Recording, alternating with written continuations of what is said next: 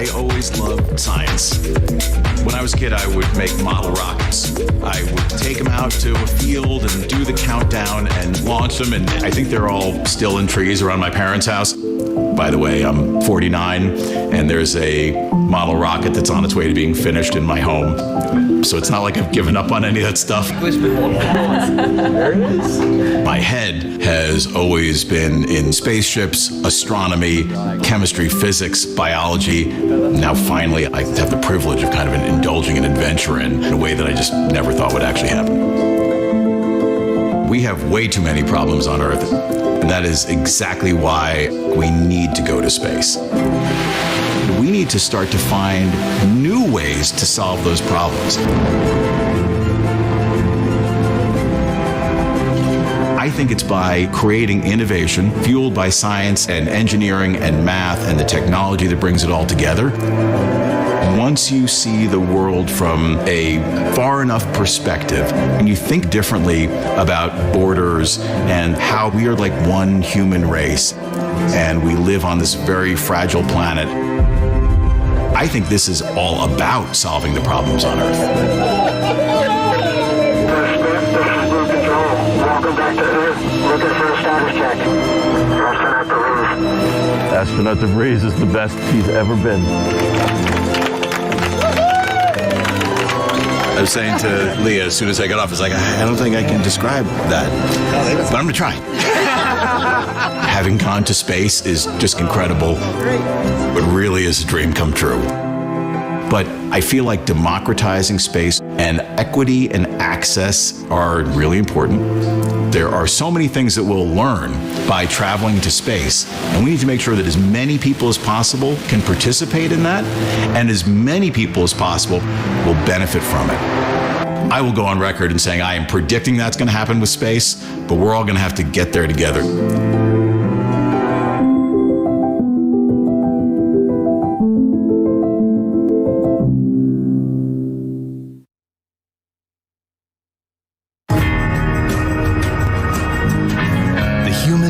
Explore is deep within all of us. Our ancestors crossed mountain ranges, sailed open oceans to map new lands, and sought out the unknown while always looking to the stars. We're curious, and now we're at a place where we can pioneer new horizons.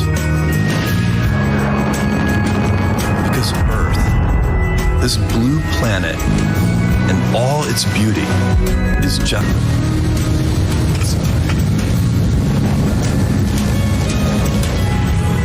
5,000 feet and climbing.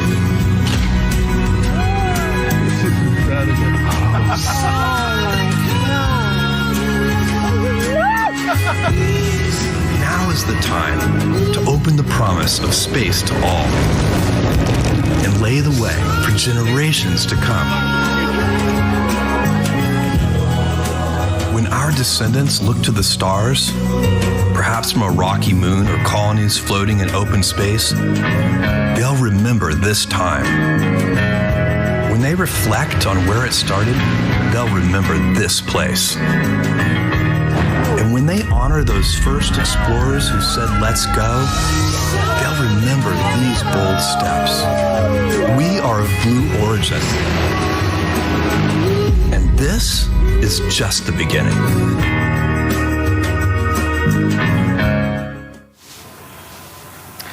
Good morning, everyone. My name is Jackie Cortez, joined today by my co-anchor, Laura Stiles.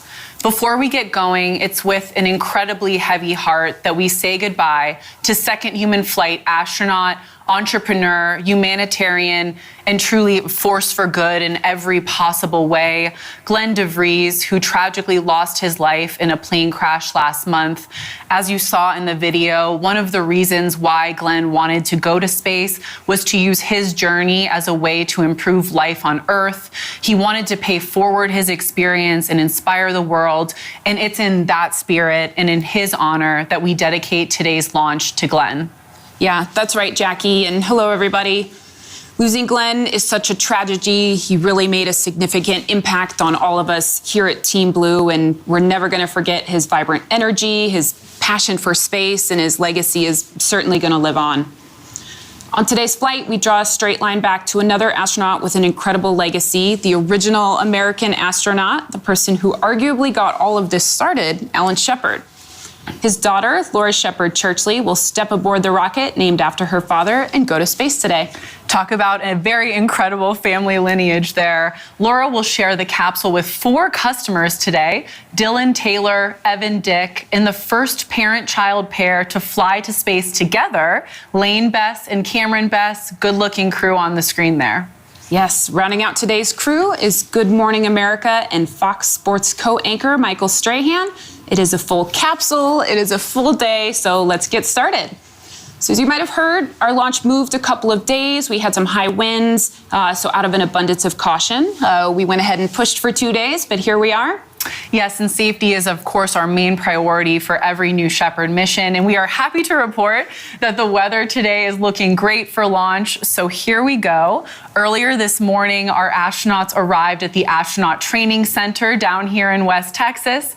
Today is the first flight. It's a very big deal where every seat, all 6, will be occupied. But thankfully, on New Shepard, each seat is a window seat.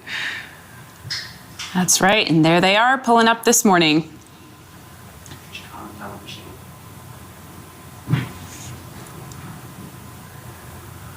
A lot of excitement and energy from the crew, even at the early hours of the morning here. Even when it's dark out still, yes.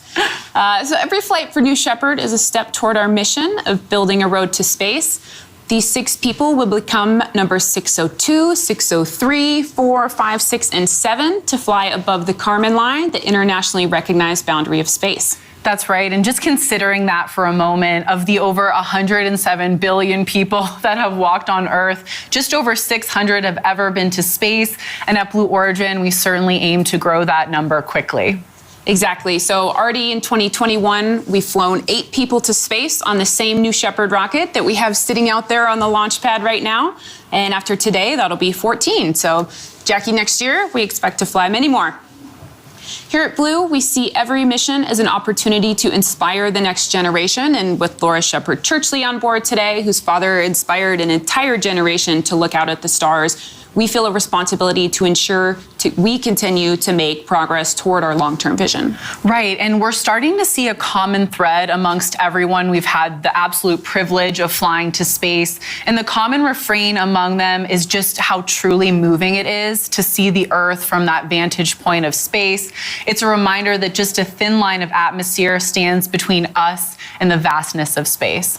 Yeah, absolutely. And Jackie, on the last mission, I was lucky enough to be out at the crew capsule recovery landing site, I know, and standing nearby when William Shatner was just speaking, so eloquently, really truly from his heart about seeing Earth from space, and just, moments after he had touched down from the capsule.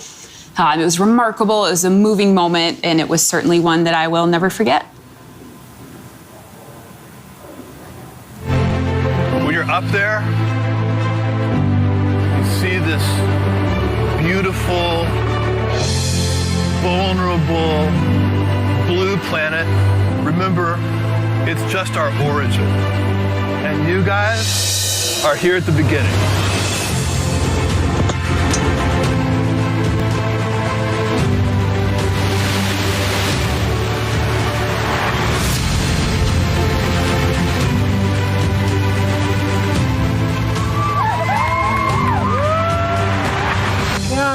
Weightlessness.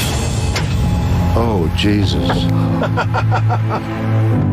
Oh, my God. This is, Oh, I can't believe this. No description can equal this.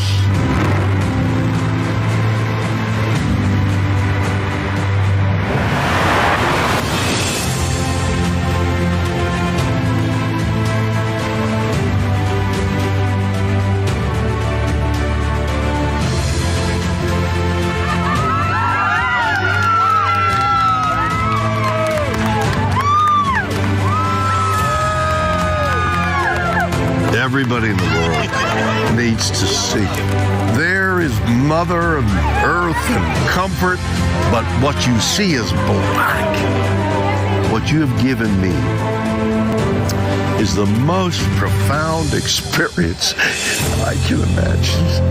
I'm so filled with emotion about what just happened. It's extraordinary, extraordinary.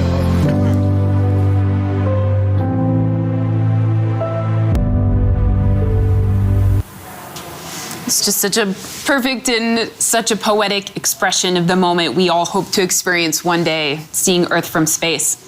And we've now heard from each of our astronauts just how special that moment is, seeing that thin line between our beautiful home and the blackness of space. Exactly, and that's a big part of the answer to the question of why does all of this matter? It's an important reminder for us to look at the big picture, which is we need to protect our planet for the next generation. There's only one Earth and its resources are finite. So from the design of our vehicles to how we work with our communities when building, refurbishing, and expanding new facilities, this core value of preserving Earth is absolutely foundational to everything we do here at Blue.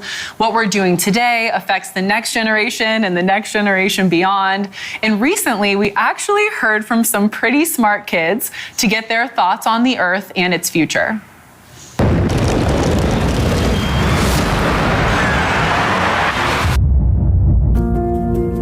I like Earth because, well, Earth is Earth. It's the best planet. There's everything you need. Earth is perfect for us because it has enough water and it's got plants and trees. Our atmosphere is the only one that has oxygen enough for all of us to be able to breathe.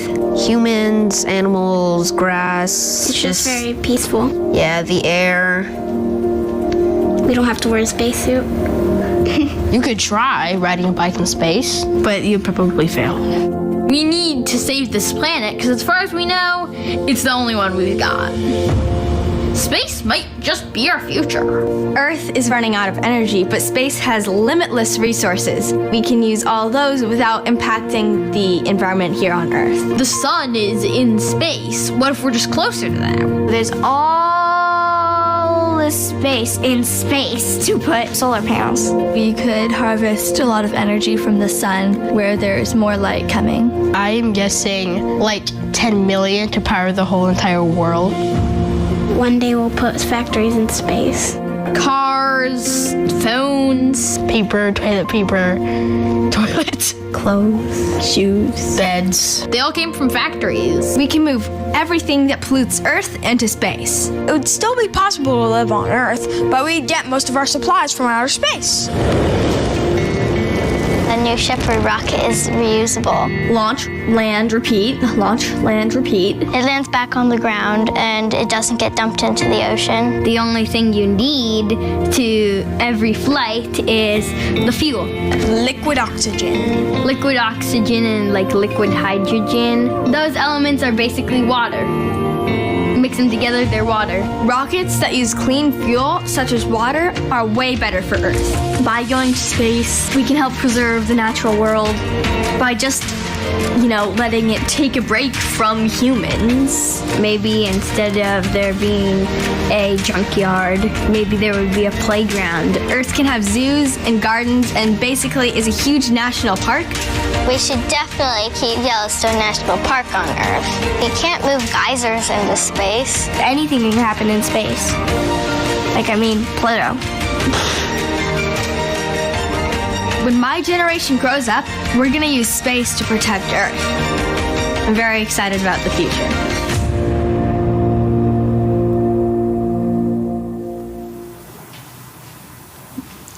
Well, that video sort of says it all. These kids are more tuned into what's happening with the environment than we realize, which is a very good thing because the future is theirs. And let's discuss how New Shepard operates with the environment in mind. And I will say, luckily, we have an expert at the desk. Laura's been with the New Shepard program for over 8 years, and she's now senior manager for all of New Shepard operations. So Laura, can you tell us about how New Shepard was designed with the environment in mind? Yeah, so Jackie, in just one word, reusability. So the entire New Shepard system has been designed for operational reusability and minimal maintenance between those flights from day one. So this is to decrease the cost of access to space and also to reduce waste. So regarding the vehicle itself, nearly 99% of New Shepard's dry mass is reused. So the propulsion module or the booster, the capsule, the engine, the parachutes, nearly everything except the propellants and some of the engine and other pyro igniters that we have on board. So in addition to that reusability, New Shepard's BE3 PM engine is fueled by a highly efficient and clean liquid oxygen and hydrogen. And as we just heard from some of those kids there, the only byproduct there from New Shepard's engine combustion is the water vapor with no carbon emissions. So BE3 engine for New Shepard is designated PM for the propulsion module, and that's because a different variant of that same engine is going to be used on the upper stage of the New Glenn orbital vehicle, so BE3U. We're also going to use it on the lunar lander. And that's really, that's a very foundational thing about New Shepard program. All of the learnings from the suborbital program, like reusability, are going to flow into our other programs so we can get smarter, more efficient in everything that we're designing, building, and operating. So yes, everything we're doing here at Blue is intentionally future focused. It's exciting. Things like, liquid oxygen, liquid hydrogen can also be used for in situ resource utilization and exciting future things on the moon. So very future focused here. We understand it'll take time to realize our long-term vision of millions of people living and working in space, but we have to keep chipping away now. We can't afford not to. There's adequate resources in our solar system, both in terms of material resources and energy to support trillions of humans. Once we can build a road to space, we can move that polluting industry into space, harvest resources, and relieve our planet of the environmental and resource stressors we're experiencing every day on Earth. Yeah, that's exactly right. So it's a massive goal, and we're really just in the earliest days of observing this historic shift from how we're going to get people to space and from space, and it's all in service of making this beautiful planet that we live on healthy again and ensuring that that next generation has just as much or more. So with that, let's take a quick breather and check out New Shepard on the pad.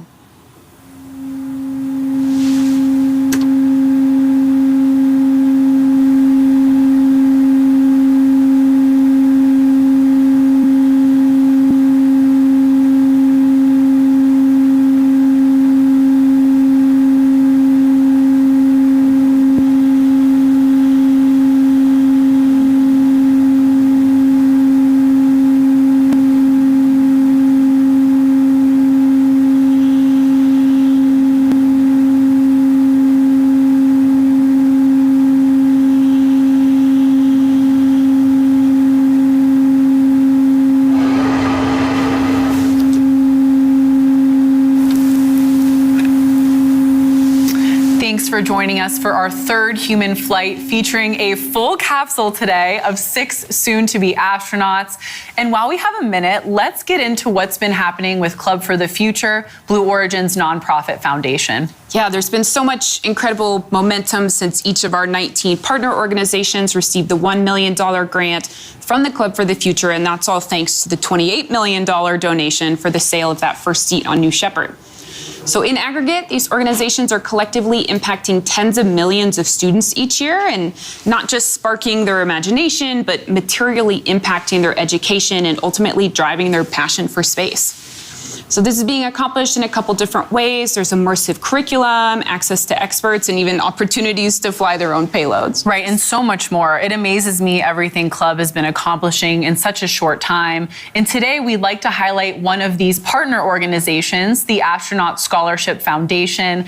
Laura Shepard Churchley, who's on board the mission today, is chair of the Astronaut Scholarship Foundation Board of Trustees, which raises funds for college students and provides mentoring to scholars pursuing careers in research in STEM. Such important work. So let's take a look at what Laura and the Astronaut Scholarship Foundation are up to.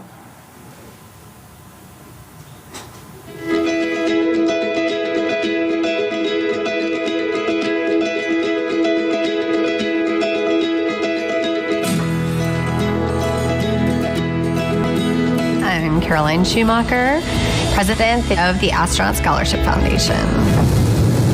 We were founded by astronauts. It was the 6th surviving Mercury 7, and it's evolved into the Astronaut Scholarship Foundation of today. We are here to select, identify, and award the best and brightest students in STEM. The Astronaut Scholarship Foundation gives them money for their schooling, and they encourage them to go out and change the world. I think STEM is just important in general because they're our future. They're studying everything from climate change to working on the James Webb Telescope to COVID vaccine research. They're in every facet of what is going to make a better world for everybody. We need to create a successful next generation to lead us into what's next, whether it's space exploration or medical advances. You know, whatever path they find, we need them to do that strong, good work. Kevin Colby. A gift like this enables nonprofits to say, this really sets us up for success. So we're going to award 7 additional scholars every year for 7 years. The other pillar of what we do is we honor the legacy of our pioneering astronauts. And I can't think of a better way to honor them than by putting the funds towards more scholars.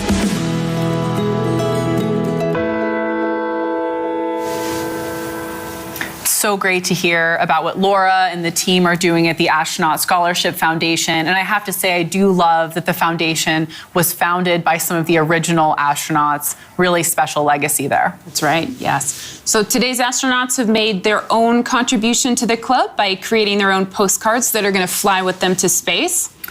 Well, it looks like we have some artists on board in addition to all the other impressive things about them. Right, I look forward to reading those messages, words of encouragement there. This is a tradition that we continue on every human flight, giving each astronaut the chance to share some of their own words of inspiration for the next generation. And as you noted, this next generation is the one that's going to help us realize our long-term vision of millions living and working. Currently, the crew is over in the Astronaut Training Center. They're making their final preparations. Then around T-minus 54 minutes, crew member 7, Kevin Sprague, is going to oversee a special coin ceremony from inside the Astronaut Training Center. And as a reminder, crew member 7, responsible for all of the astronaut training and the flight safety. So why do we call them crew member 7, you might ask? In short, they are the 7th member of the astronaut crew. And in fact, today is the first time that that's technically accurate. Numerically correct. Very correct. Exciting day Love today. it. Because we have a full capsule, of course, of 6 astronauts. So here's a look at that special coin Kevin is going to present, and we'll fly with each astronaut today. You see a very special message there. You'll be known in history for taking a pioneering first step toward millions of people living and working in space to benefit Earth. Gradatum Ferociter. And on the back there, presented by crew member 7 for spaceflight on New Shepard. It's an incredibly rare keepsake, and there is only one way to get them, and it's flying on New Shepard. Maybe Michael Strahan will put his coin next to his Super Bowl ring. Yeah. Maybe it'll rise to that level, hopefully. And by the way, you too can also fly on New Shepard. Visit blueorigin.com and click Fly to Space. We'd love to provide you with a once-in-a-lifetime experience with the super cool coin also included. Cool coin, yes. All right, so once those coins have been presented, our crew will make their way out into the Rivian vehicles. They're going to stand by for the go for astronaut load. Yes, and all of that will officially start at about T-minus 45 minutes. Crew member 7 will give the astronauts the go-ahead to travel out to the launch tower. Once we get that go, they'll travel to the rocket, which at that point is going to be fueled and nearly ready to head to space. Yes, so once out at the launch pad, they'll stop for a brief photo at what they call the ring road. And this is just such a big moment for them to see New Shepard up close at the pad for the first time. So really want to capture that moment. And right after that, they are going to start to ascend the tower. And soon after they climb the tower, they'll cross that bridge and enter the crew capsule waiting for them. At about T-minus 24 minutes, we close the hatch. Our capsule communicator will take over, and we move into the final countdown. And as those minutes tick down, we move towards the best part of the morning, launch. And once that crew capsule touches down, it's time to celebrate and hopefully hear some words from our crew about their unique experiences. And then we'll designate 6 new astronauts to the world by presenting each with their flight pin. So yes, there's quite a bit in store on this 3rd human flight. So with that, let's take a quick breather and toss it to the rocket on the pad. Stay tuned.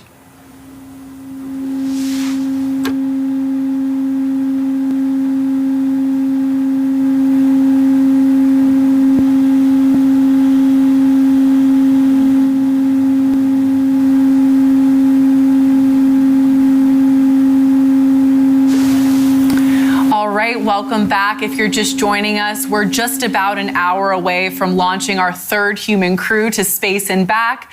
A full capsule today, every seat occupied of 6 soon-to-be astronauts. So let's take a closer look at who's on board today. Yes, we have an incredible group on the rocket today, and for one of them, going to space is in her DNA. So Laura Shepard Churchley is in seat number 2. She's the eldest daughter of Alan Shepard, the first American in space, and also the 5th person in history to walk on the moon.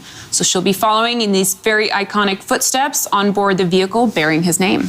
Of course, and next flying in seat number 1 is Michael Strahan, 2-time Emmy winner, Peabody Award-winning journalist, Super Bowl champion, current co-anchor of ABC's Good Morning America and Fox NFL Sunday. Very illustrious resume there. It really is a privilege to give Michael this opportunity to experience space. So many kids around the world have looked up to him for so long. And what's very unique about Michael is that he just recently came around on wanting to experience space. That's right. Next up, we have Dylan Taylor on the rocket today, seat number 3. Dylan is the chairman and CEO of Voyager Space and a very active pioneer in the space exploration industry. He's also the founder of the global nonprofit Space for Humanity, which seeks to democratize access to space. So Dylan recently announced Buy One, Give One, which is simply to donate to worthy causes here on Earth the equivalent of a ticket price for spaceflight, which is exactly what he's doing as part of his flight today. What an amazing initiative. And next up in seat number 6 is engineer, investor, ATP-rated pilot, and philanthropist Evan Dick. As part of Starfighters Aerospace, Evan is no stranger to badass flight vehicles, similar to my co-anchor, who is a professional skydiver. But Starfighters operates the world's only fleet of flight-ready F-104 supersonic aircraft. You see Evan flying one, looking very relaxed, and I certainly wouldn't look so relaxed, Yeah, but he looks great. He's built for this. He is built for this, absolutely. Yes. All right, then rounding out today's crew is a historic tandem in seats 4 and 5, the first ever parent-child duo to go to space together. Lane Bess and his child, Cameron. And just how cool is this? I would love to go to space with my dad. So Lane, the principal and founder of Bess Ventures and Advisory. Prior to that, he built notable cybersecurity firms, Scalar and Palo Alto Networks. Lane also serves as a member of the Carnegie Mellon University's Board of Trustees. Go Tartans. Had to. Wasn't supposed to, but had to.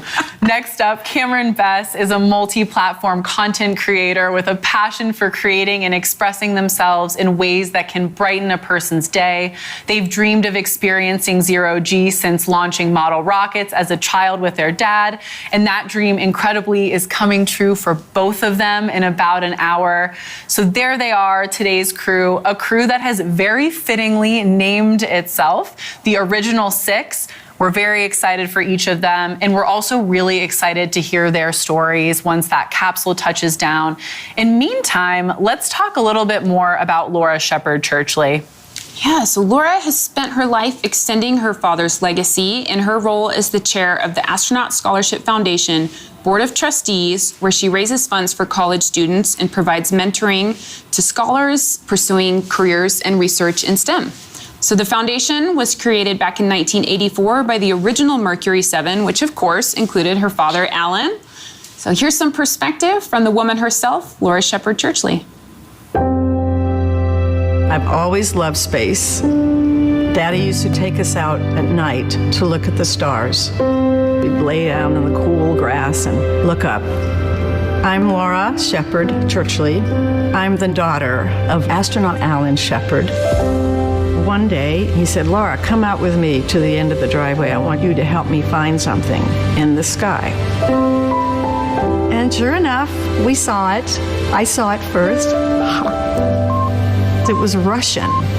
They had a vehicle in space. And then Daddy announced to me, I'm going to be working for NASA. I'm going to be an astronaut. Astronaut? Astronaut's not even in my dictionary, Daddy. What is an astronaut? NASA's going to put me into a spacecraft on top of a rocket. The rocket is going to blast me up into space, and I will come back to Earth safely. And I said, okay, have a good trip, Daddy. And really interested in all the things that space travel has brought to the world. And so I'm really excited to be going on a Blue Origin flight. And I'm very proud of my father's legacy. He was the first American in space and the fifth man on the moon. And he so far has been the only man to play golf on the moon. I believe he would say the same thing as my children. Go for it, Laura. I just want to see space closer up. Daddy only had a little portal. He didn't have the windows that we're going to have. I can't wait for the parachutes to open, to have that rush and then just stop and then settle down. I just can't wait for that. Every night I go out, look at the moon, say hi to Daddy. It's kind of fun for me to say that an original Shepard will fly on the new Shepard.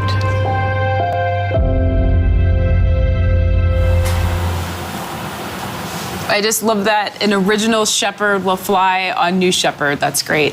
It's so cool to see Laura down there at the U.S. Astronaut Hall of Fame at Kennedy Space Center down in Florida, a place where Alan Shepard is, of course, very well represented. And one thing we're thrilled to provide Laura with today, much more volume in the capsule and much bigger windows than her dad had in the Freedom 7. So pretty clear from this graphic, Laura Shepard Churchley's ride will be significantly roomier and more comfortable than her father's. That's right. What an amazing, stark graphic.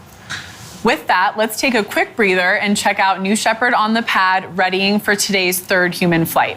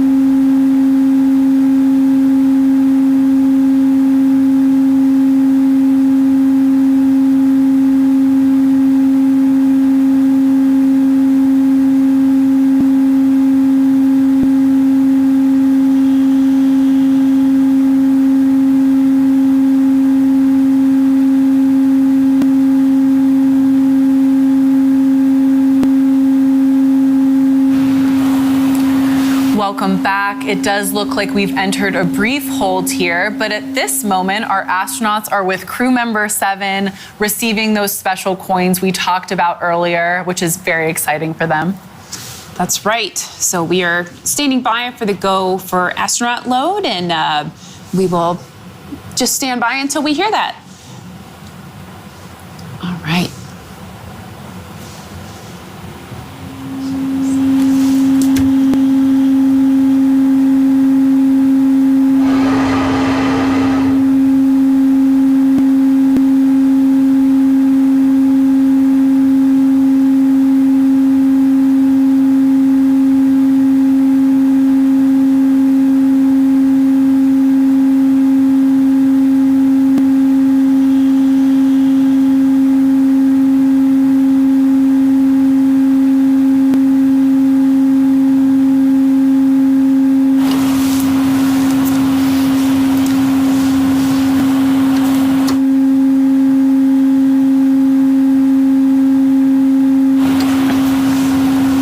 So Jackie, you mentioned the coin ceremony should be going on shortly. That coin is a unique and well-earned keepsake for each of the crew that flies with them to space today.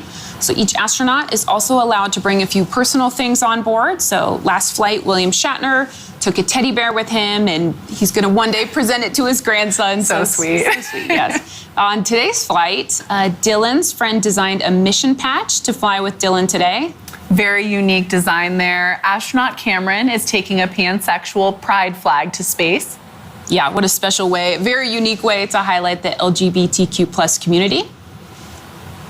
Evan is flying with his great-grandfather's pocket watch.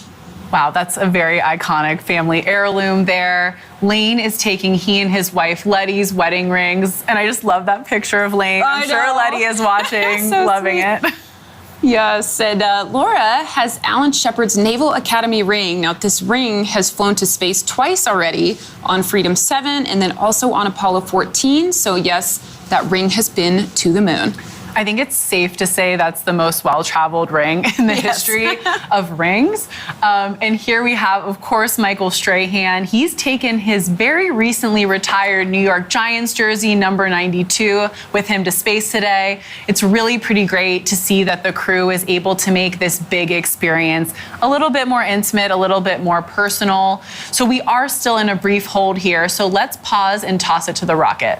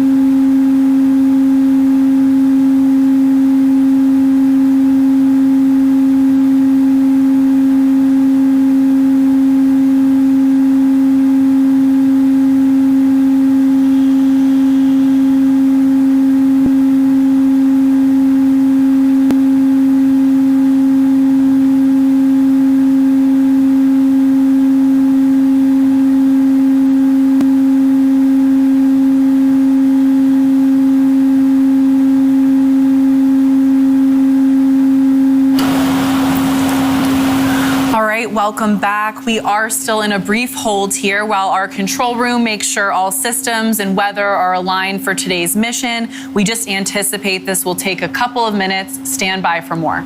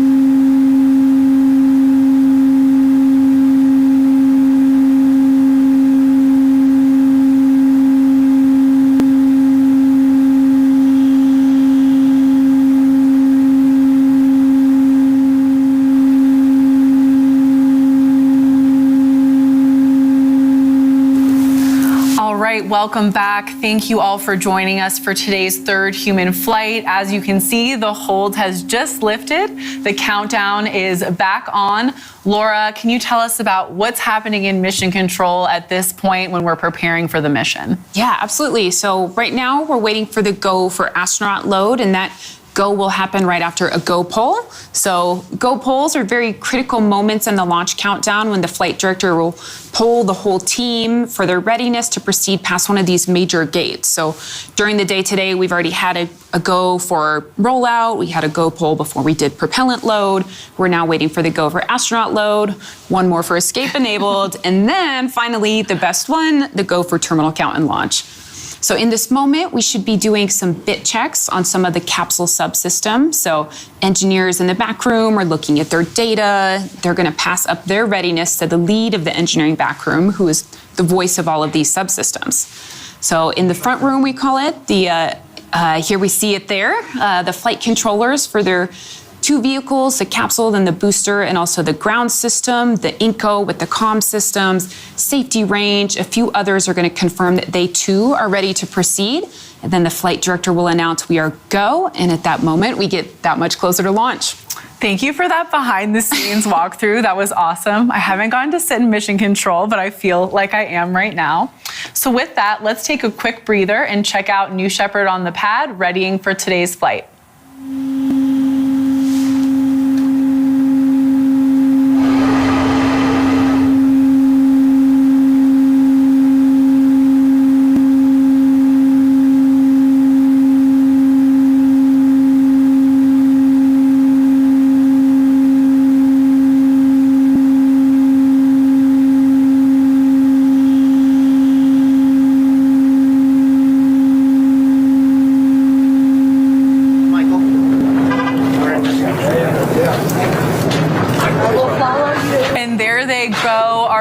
Emerging from the astronaut training center, looking great in their Blue Origin flight suits. The gentleman you see there in the black flight suit, that's Kevin, our crew member 7, who is the other half of Capsule Communicator. So Kevin and our Capsule Communicator, Sarah Knights, work hand in hand together. We'll see Sarah on the, oh, there she is. There's Sarah on the console. We'll be hearing a lot more from her later in the show as she'll be communicating with the astronauts once they're on board the capsule and all the way through their flight. So at this point in the mission, our astronauts are loaded into the Rivians and we're just waiting for that go for astronaut load call.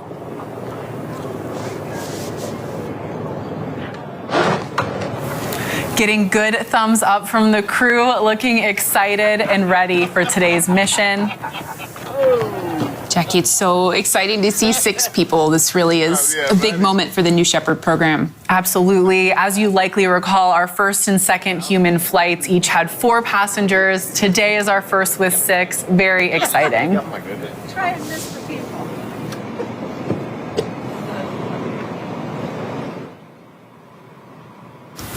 As we await that go for astronaut load call, a reminder, Blue Origin is growing very fast. We have offices and factories in Seattle, Washington, Cape Canaveral, Florida, right here in West Texas, which you're seeing live on the screen, Huntsville, Alabama, my home, Washington, D.C., and Los Angeles. Across our facilities, the team at Blue is working on many groundbreaking programs, including exciting new ones like our Orbital Reef Commercial Space Station that we're really excited about. Yeah, we had some big news about Orbital Reef recently, right? Yep, that's right. And actually, as you can see in the car with our astronauts, our founder, Jeff Bezos, 5-star Uber driver, 5-star Rivian Uber driver there. Absolutely good. My family is here.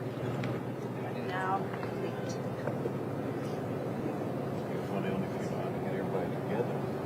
Me.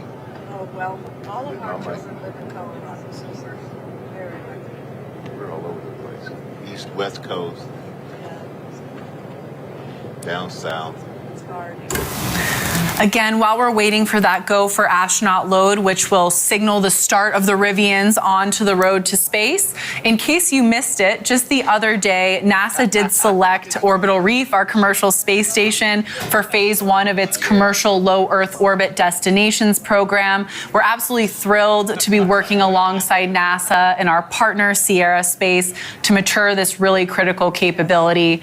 Big initiatives do require the best and the brightest, so come join us. Come join Laura and I and come solve some of the most interesting challenges as we build the road to space. So you can check out our website, our careers page for more details. We have openings nationwide. And we'll pause here for a moment, check in on our Rivians while we wait the start of the drive past mission control and out on the road to space. Right here, the hangar's right there. Oh, That's so we're, this is about 20 miles from the site, and then it's another 20 miles to the landing pad. So this is where most of the guests are. It's great. but another, they said one of the best is from the village, astronaut village. It's totally different. I strongly prefer this. It's just so much closer. The astronaut village is about 7 miles away, so you still see the plane, but it's just not really as loud, powerful. I think so. You achieve it.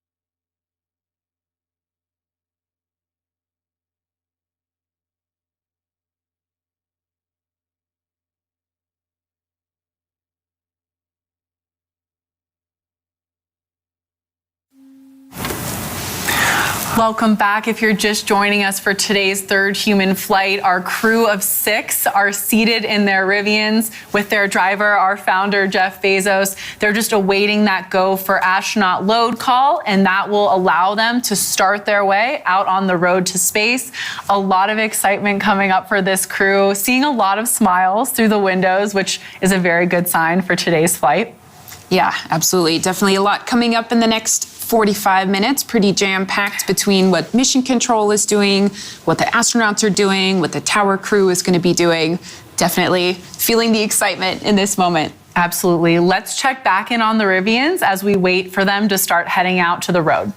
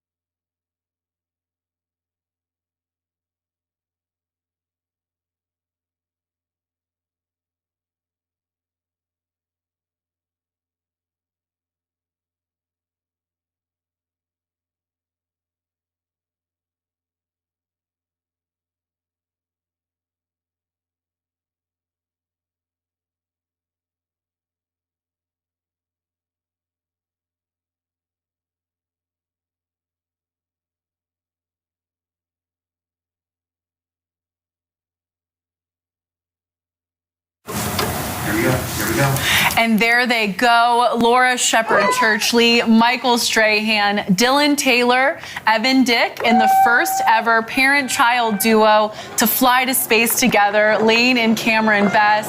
They just received go for astronaut load-in, and their journey begins. Follow along on the screen at the bottom. We're hearing a lot of excited fans on the road to space today. Oh my gosh, yes, and lots of support there from friends, family. So much excitement from the crowd. So once they pass the porch at Mission Control, they're going to head down the road to space and the launch pad. It's getting very real. They're on their way. From training to Rivian to launch and landing, flying on New Shepard is truly a once-in-a-lifetime opportunity. And if you'd like to go on that journey yourself, visit blueorigin.com and click Fly to Space.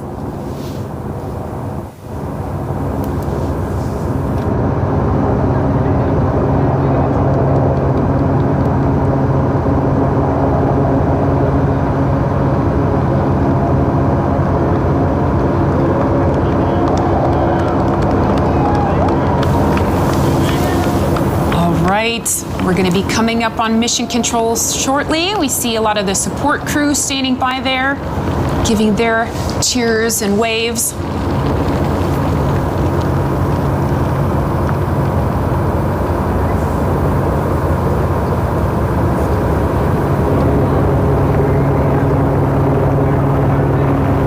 So here, as we come up on Mission Control, we're going to have a lot of Team Blue. We'll have folks out on the porch there. Capcom, we've got Capcom, Sarah yes. Nice, wearing the same black flight suit as her other half, crew member 7, Kevin Sprague, who's on board the Rivians with today's crew. Yeah, it'll be just about 20 minutes or so until they hand over from crew member 7 to Capcom. So nice to get a little personal wave there as they send them along. And there's our recovery crews. So the capsule recovery team is standing by. We also have our booster recovery team that's staged, and they hang out here at fallback. We call it fallback 3. So it's essentially as close as you can get to the rocket during the launch itself, so that they are staged and ready to go as soon as the parachutes come out. Well, and I have to say, I know that's where you would be, Laura, if you weren't here with me. So I appreciate you being here with me today. And our astronauts have made that big turn, from Mission Control onto the road to space. This is a huge moment because they're seeing their live rocket waiting to take them to space for the first time.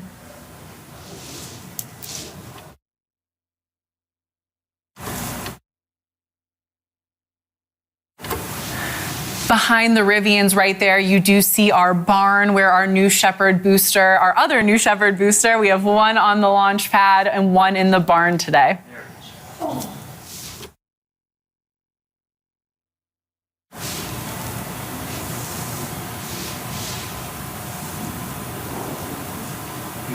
What a beautiful shot this morning. Sunrise just happened a little bit ago. You can see some nice shadows on the mountains. It really is gorgeous out here in West Texas. It's going to be great lighting for their ring road photo, which is coming up here soon.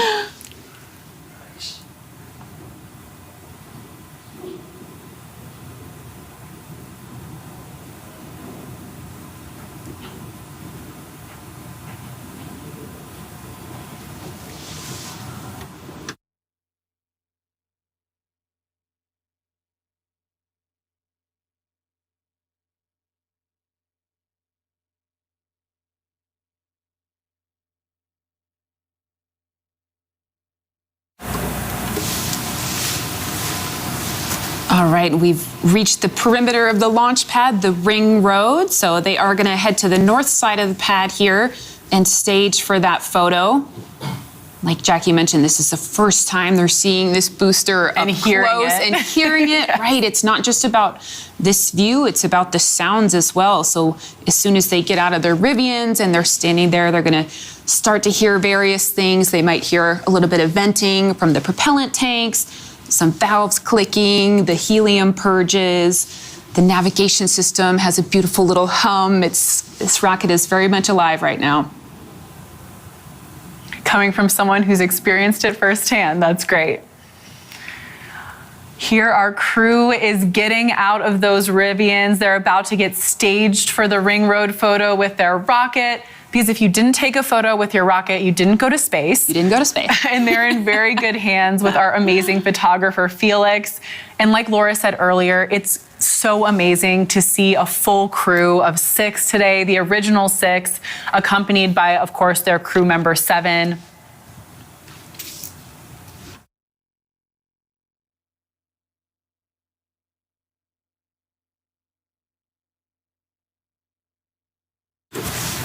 Okay, this is one of my favorites. You gotta see what everybody's special pose. Been practicing those rocket poses there. I'm encouraged by this high energy crew. This is looking great. Even running back to the Laura Rivian is there. running back to the Rivian. I love that. Our crew is gonna get back into the Rivians for the last time before they get into the New Shepard crew capsule.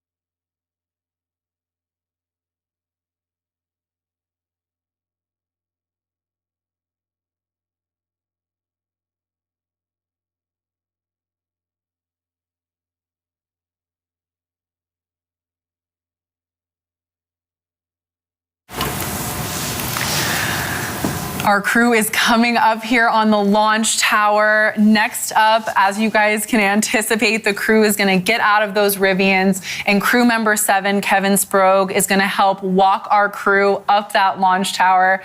I remember the first time I ever climbed up the launch tower. It is much higher than I think it looks in the camera, but since we have such a high energy crew, I'm sure they're gonna be up there in no time. Laura, I know you've seen some of the astronaut training process. Can you give us a little more color on how crew member 7 there in the black flight suit is shepherding this journey for the crew? Sure, Jackie. So crew member 7, as noted before, really is the 7th member of this crew. So they're with the astronauts from when they arrive down here in West Texas until they're safely in their seats, which is now just moments away. And that hatch is closed. And then after the flight, they again are there to meet them just moments after touchdown. So during the day's pre-launch, crew member 7 is responsible for providing the training for nominal launch day, as well as how the astronauts would stay safe if anything off-nominal happened. So the astronauts have learned a bit about the New Shepard subsystems. They've used a training capsule to practice things like Ingress and securing their harnesses, and learned about how to maneuver in zero gravity. As best they can here on Earth, right? As best you can Yes. on Earth, that's right. So yeah, by time these future astronauts have spent their pre-launch days in this training, they will have a lot of confidence, and we will have a lot of confidence that they will be safe and ready to have just the ride of their lives. We certainly have a very prepared crew that's also in great hands with Kevin and Sarah.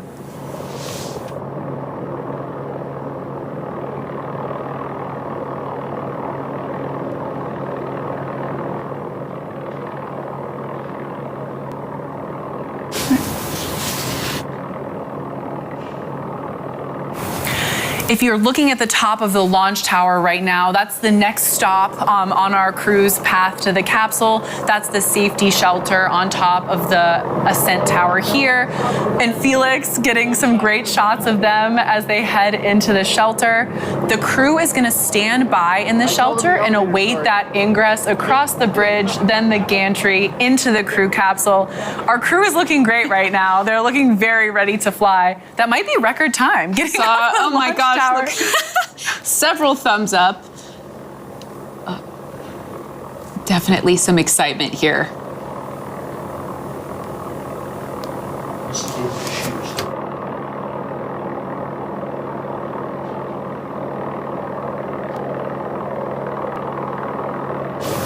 Yeah, so you saw them there just a second ago taking the booties off their shoes, and this is because we want to keep as clean, pristine of an environment inside the crew capsule as possible. Obviously, it's a little bit dusty here in West Texas, so now they are essentially all prepped in their flight suits and their flight shoes and ready to go.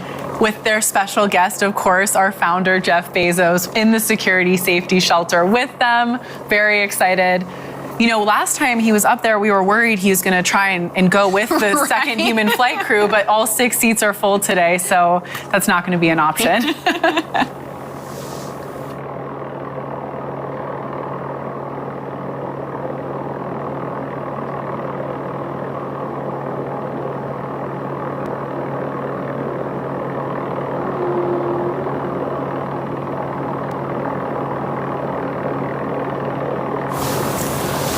Our crew is in the safety shelter, and at this point, crew member 7 is working with the tower crew and mission control as we wait that go for them to head across into the crew capsule. So Laura, what are some of these final checkouts prior to bringing the crew on board? Yeah, right. So right now we're in essentially a great staging place in that safety shelter, so we can sync up all of the different things that are happening between mission control, which is some work with the RF systems, the nav systems. All right, and I think we are moving from the shelter. There we go. Here we go, 6 to 1. Purpose, ring the bell. Purpose, ring the bell. We're going to space. All right, ready? Yes. 7. Cameron. Lane.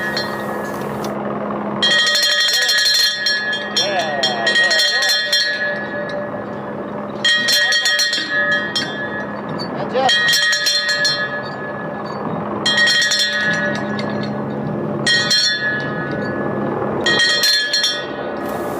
All right, so it appears the Ingress has officially begun. Those were some enthusiastic bell rings right there. Love that. They were indeed. So heading across the bridge now on their way to the crew capsule, and you might have seen there in that last shot the sign up on the launch tower, "Light this candle," which is a tribute, of course, to Alan Shepard's famous words just prior to his Freedom 7 launch back in 1961.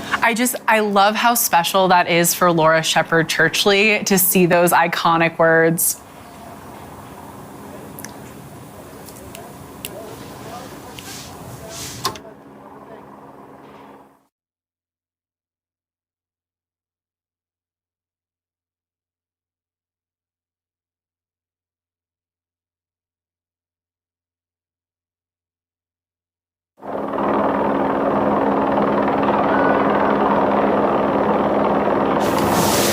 Our crew is about to be entering, sitting in their seats in the crew capsule. And of course, you know, getting those photos, those last minute shots. For me, it would be like wedding photos where people constantly are posting them and you're like, when's it gonna end? I would be posting Never from my space flight for years to come. So very exciting.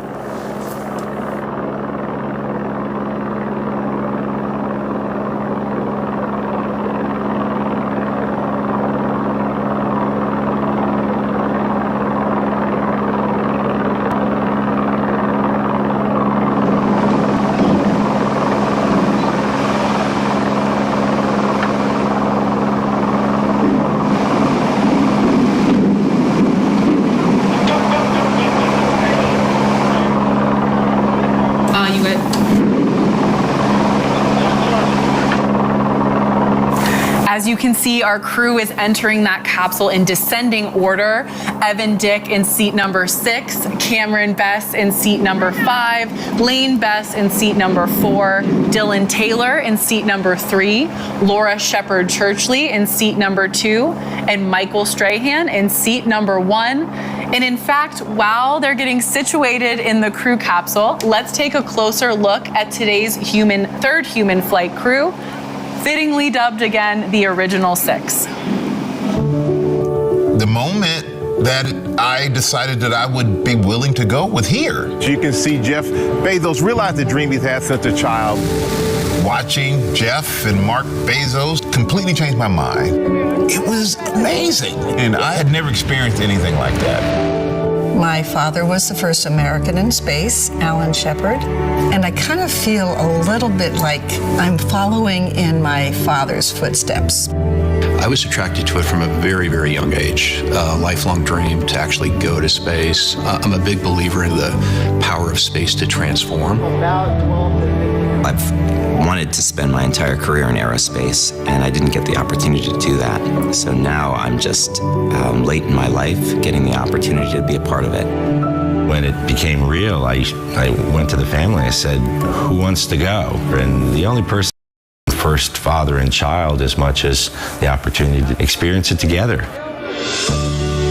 I just want to see the Earth from that perspective and understand how small of a part we are of something so large.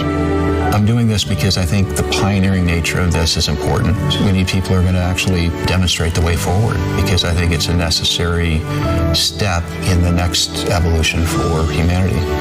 It's certainly an honor to be one of the first LGBTQ plus people in space. You know, I'm no hero. I didn't really work to go to space, but I do think that the visibility that I'm providing for that community is valuable. I'm very excited and incredibly grateful to be going up into space. Part of me wants to go because it's something I thought I would never want to do. I just feel like he's right here with me. And I can't be more excited than I've ever been in my whole life.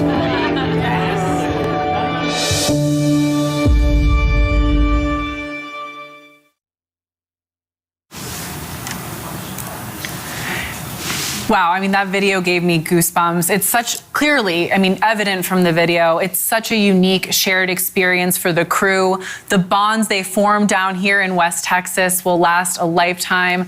I know Dylan tweeted the other day, they have great crew glue. They're an awesome crew, really tight.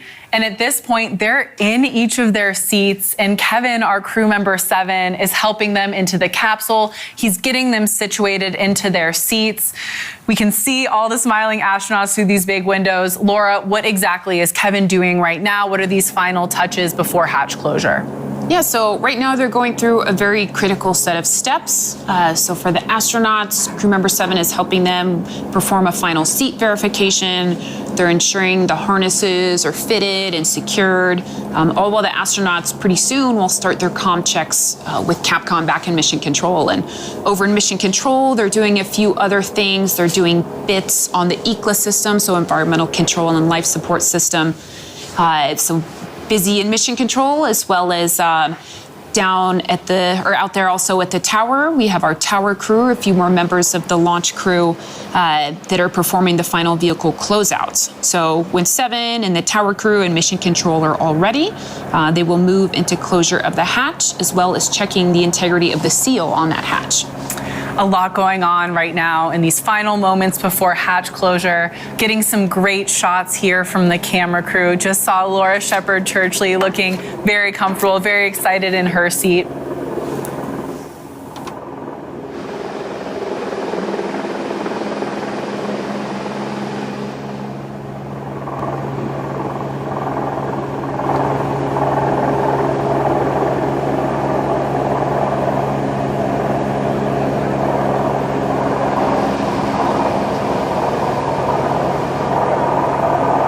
There we see Evan Bess through the window. Great shot right there.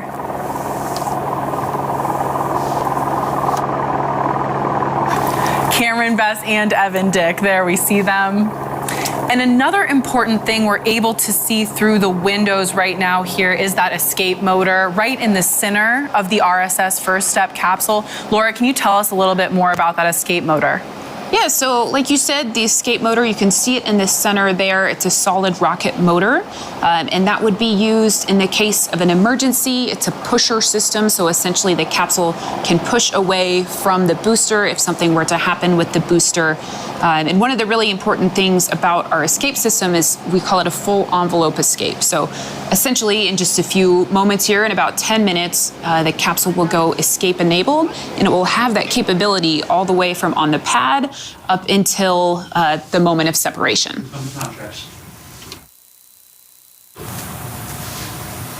The RSS first step. Let's get started with the comm check. Astronaut Stray, how do you read me?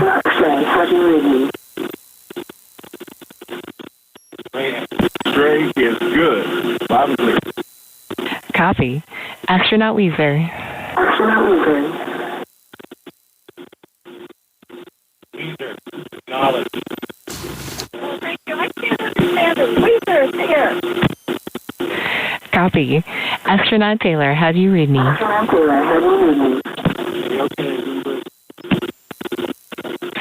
Copy. Astronaut Bess, how do you read? Bess is fantastic. Copy. Astronaut Meeps, how do you read? Copy. Astronaut Dick, how do you read? Loud and clear. Copy all. All right, astronauts, we are at T-minus 24 minutes and counting. As we proceed, I'll do my best to keep you updated. For now, just sit back and relax.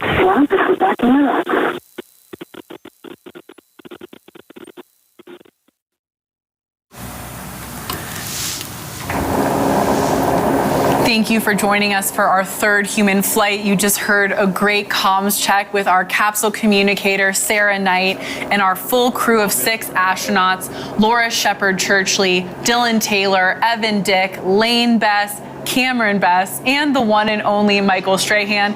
It's so fun to say 6 names. It's a lot more. And they're all loaded into the RSS First Step, awaiting their life-changing flight to space and back.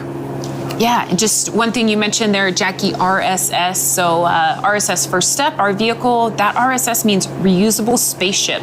So this capsule itself has already gone to space 4 times. This will be its 5th flight today. And reusability, like RSS, that's a pretty new terminology, in the aerospace world for rockets. But reusability is an underlying philosophy here at Blue. It's fundamental to ultimately reducing the cost of access to space. So right now, each of the New Shepard vehicles can fly up to 25 times with minimal refurbishment in between those flights. And soon we hope that number is closer to 100. It always amazes me, the robustness of the New Shepard system. We're currently awaiting closure of that hatch on the RSS First Step.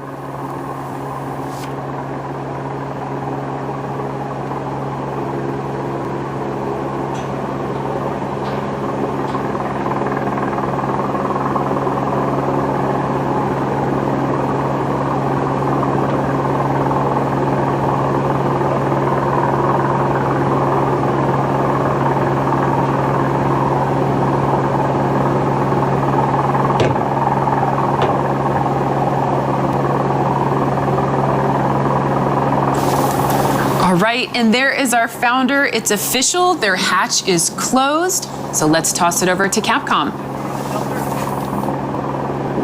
Go control. As you can see, the hatch is closed. We're now going to check to make sure it's sealed up nice and tight. I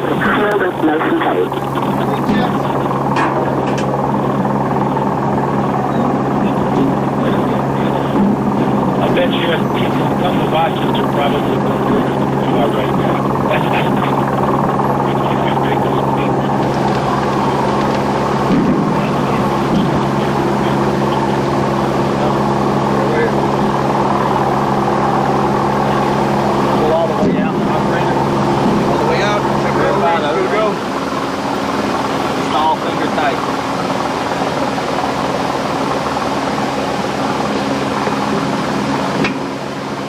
Slightly to seat O-ring.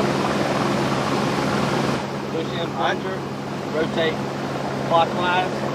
3 or 4 turns. Push it in. 1, 2, 3, 4. Open manual tank isolation valve. Opening. Open. Ready for lift check.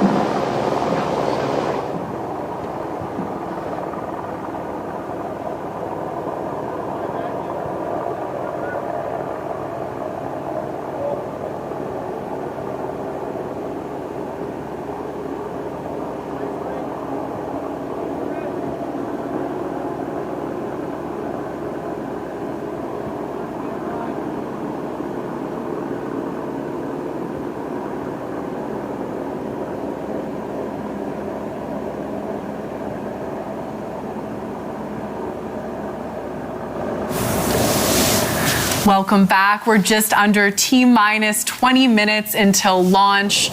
Laura, the hatch is closed. Tower crew is running their final closeouts before they get off the tower. In addition to the 6 flying on board today, our amazing original 6, the spirit of another legendary explorer is going up as well in today's rocket. That's right. So a one-of-a-kind pendant paying tribute to Star Trek's Leonard Nimoy will be on board.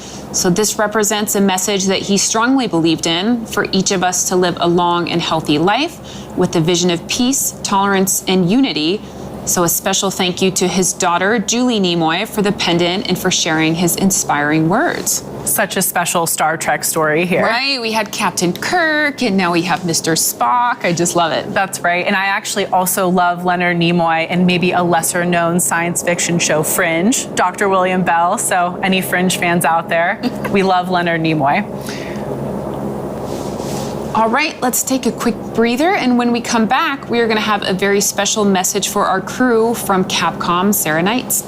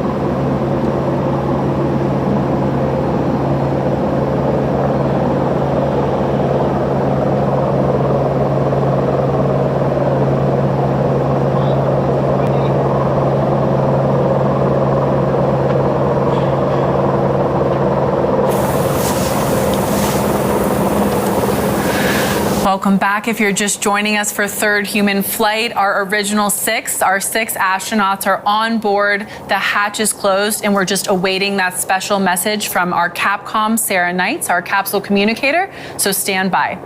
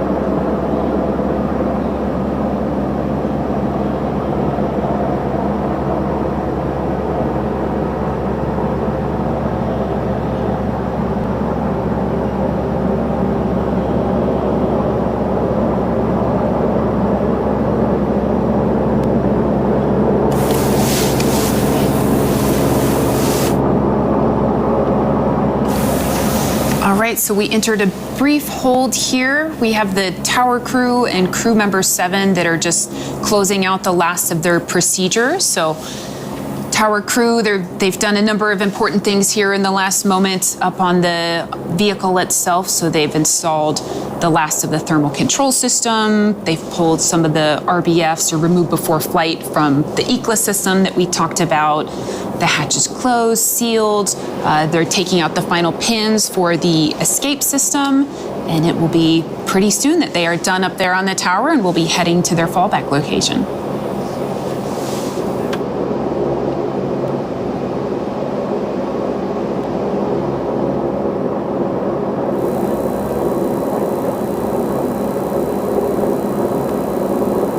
First up, Blue Control. As you heard, your crew member 7 and tower will be departing shortly.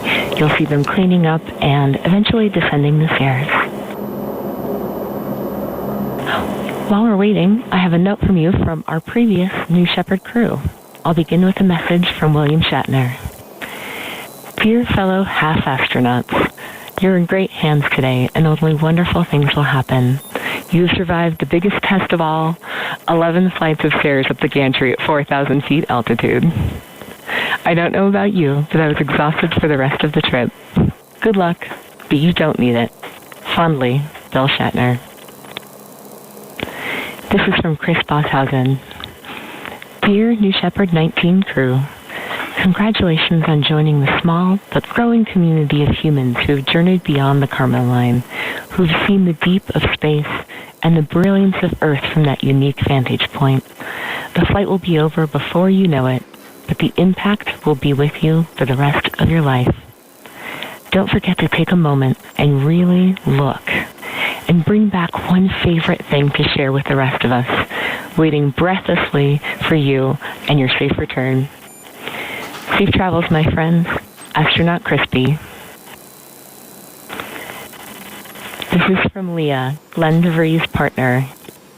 Dear astronauts, you have all dreamed of sitting in this seat, and it marks only the beginning of a profound new chapter.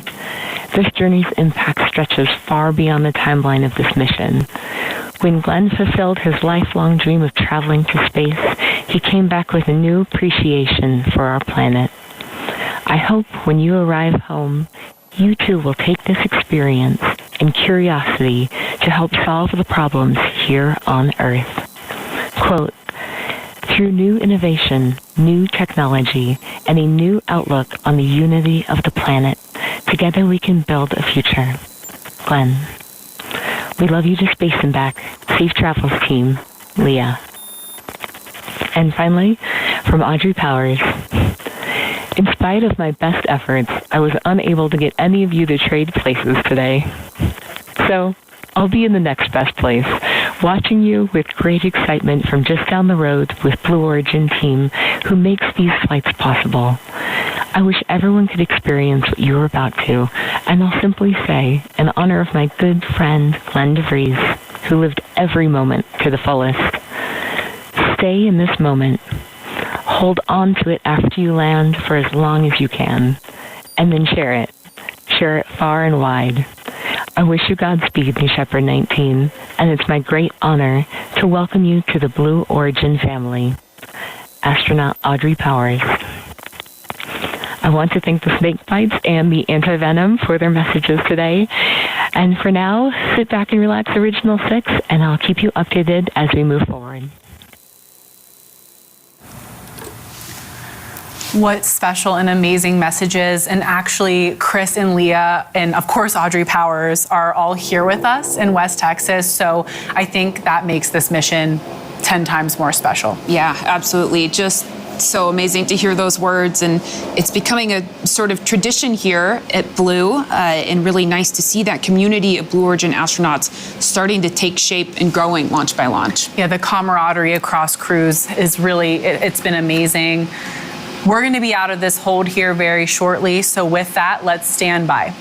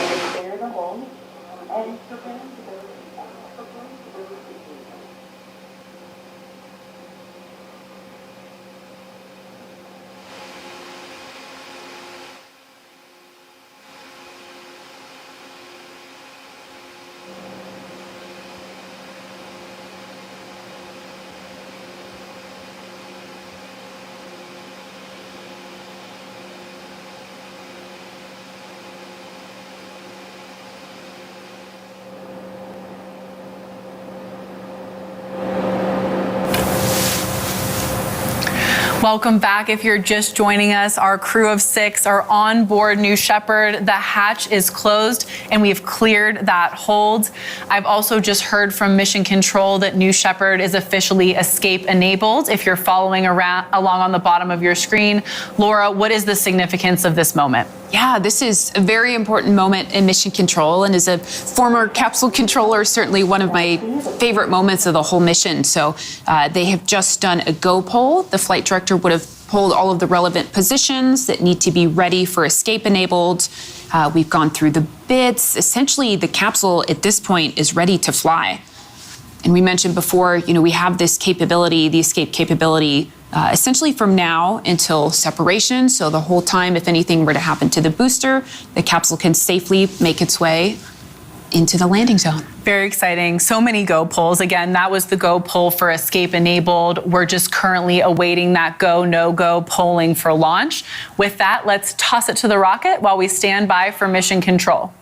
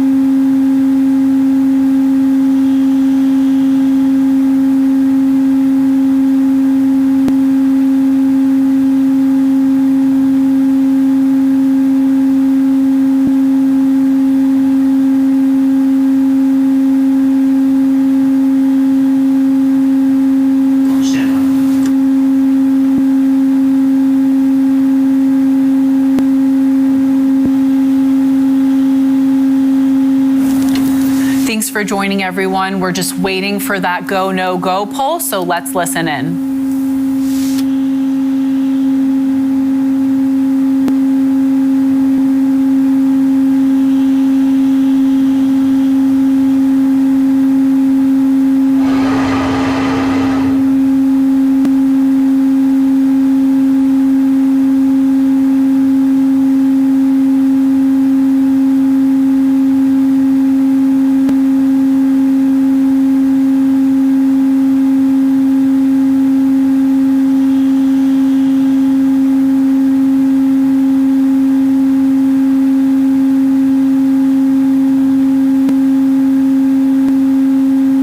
Break. We are now going to dashboard. Stand by for status.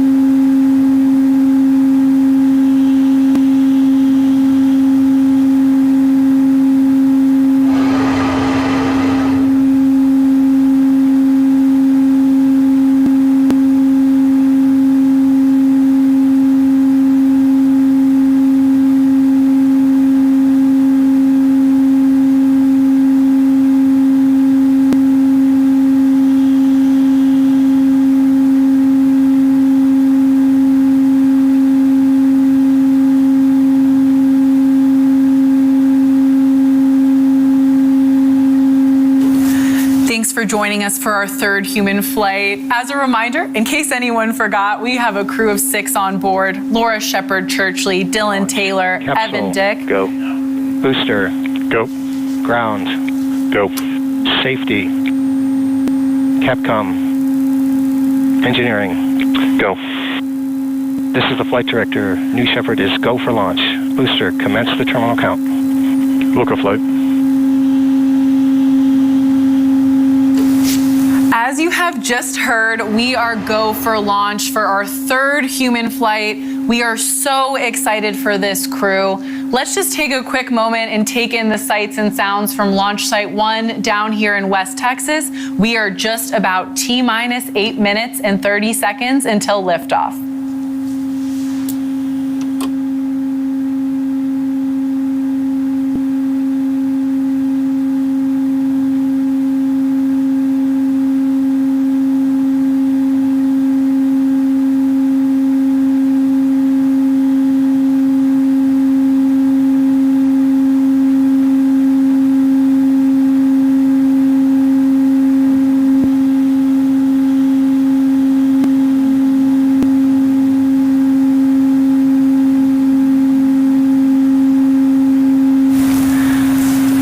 Okay, we are just under T-minus 8 minutes until our third human flight. We have Laura Shepard Churchley, Michael Strahan, Dylan Taylor, Evan Dick, and the first ever parent-child duo to fly to space together, Lane and Cameron Bess. They are on the capsule. They're harnessed in. The hatch is closed. I'm so excited for this crew. Laura, can you give us a little insight into today's flight profile? Yes, absolutely. We're getting very close to this. I'm going to start us at T-minus 2.5 minutes. So that's when we enter into auto sequence, and the flight controllers at that point are essentially hands off. So we'll have the engine ignition at T0, followed by a throttle up, and then the liftoff actually occurs at T+7 seconds. So then just 1 minute after that liftoff, we will hit max Q. So that's the maximum dynamic pressure, and the stresses, the aerodynamic stresses are the highest on the vehicle at that point. Then a bit after 2 minutes, we'll have main engine cutoff, or MECO. And at that point, everybody is in zero gravity, essentially, free floating. And very soon after that, the separation of the capsule from the booster. So those vehicles will head up toward their apogee. And we'll follow the booster down because it is going to re-enter more quickly. So as we re-enter, we'll get the forward wedge fins that deploy. The aft fins are steering the vehicle back down to the landing pad, which is only about 2 miles away from the launch pad. Then we have our drag brakes deploy. The engine will restart. We'll hover over the landing pad, and then we will have booster touchdown. So back to the capsule, which is re-entering slower due to its blunt shape. The rocket itself is much more aerodynamic. So the capsule, after the booster has landed, the first thing visually that we are going to see on the video is those drogues deploying. So the drogues come out, they slow down the capsule just enough so that the mains can deploy. They'll deploy in a reefed configuration, and just a few seconds later, they will disreef and open up to their full surface area. At that point, the landing systems are going to engage, so we'll be measuring the height off from the ground. And just as we are above the ground, we will fire our terminal decelerator system. You'll see a poof of dust from those retro thrusters, and we will have capsule touchdown. Yep, and those retro thrusters do kick up some dust, but they allow for a very soft landing for our crew.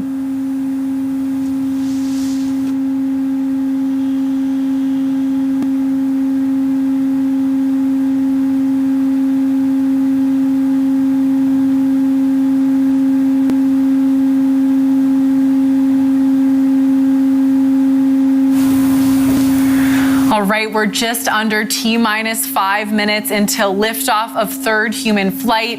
Things are getting real for our 6 astronauts on top of that live rocket. Laura, what's happening in mission control? We're under 5 minutes away. Yeah, so just a moment ago, as we heard, the flight director will have conducted that final go poll, the go for terminal count and launch. And I can tell you, I can feel the energy all the way from over here. It's just in mission control at this time, really you could hear a pin drop. Just the team is amazing. They've trained for this, and here they are in the moment. So the capsule controller will have already completed the preparations, essentially ready to fly as they sit there right now in ready to escape mode. The booster controller is still fairly busy though. So some of the things that booster is doing, switching to internal power, doing a final alignment of the navigation systems, arming the engine igniters. Then we have our ground controller who's monitoring the winds and weather, the propellant systems, the ground side of the propellant systems, the rest of the ground support equipment. We have Inco monitoring the RF systems. And this is all while all of the folks that we have in our engineering back room are monitoring all the important vehicle status, things like propellant conditioning. So in just a moment, we will watch the rocket go through its bit checks when we hit auto sequence. So those are the built-in tests. And some of the things that are happening there are invisible to our eyes, but some of them we'll actually get to see the actuated components moving around. So much going on with just minutes left to lift off. We're actually under 4 minutes, just about T-minus 3 minutes until launch. We understand from capsule communicator, all 6 astronauts are ready to go.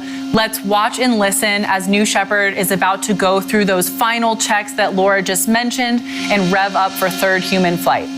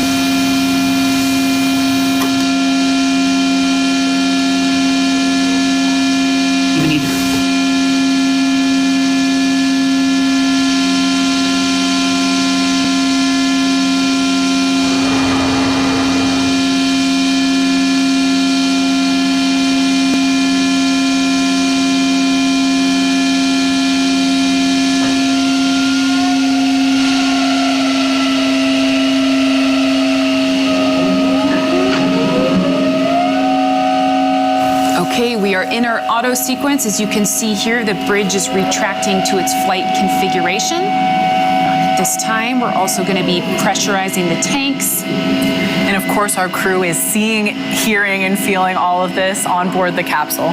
Yes, absolutely.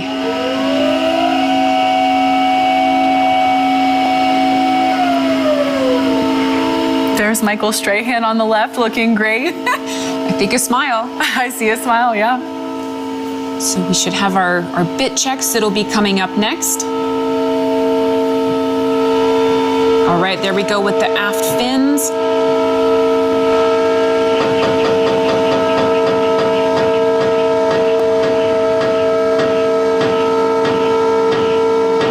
those aft fins down here at the base of the rocket, they help to direct the vehicle on ascent and descent. So commanding a profile there and making sure that it's tracking.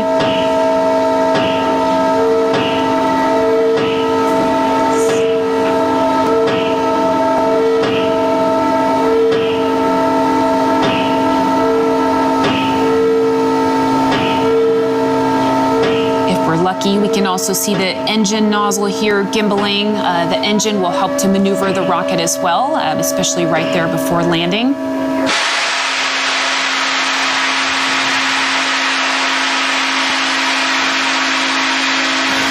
Ladies and gentlemen, we are 30 seconds. It is time to launch this rocket.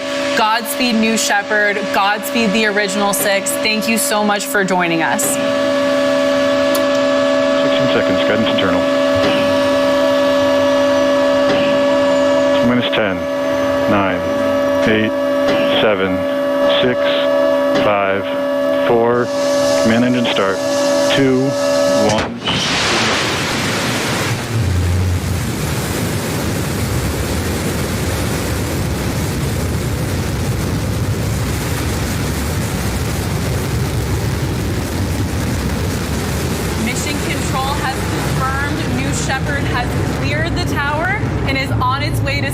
We can hear it here from the desk.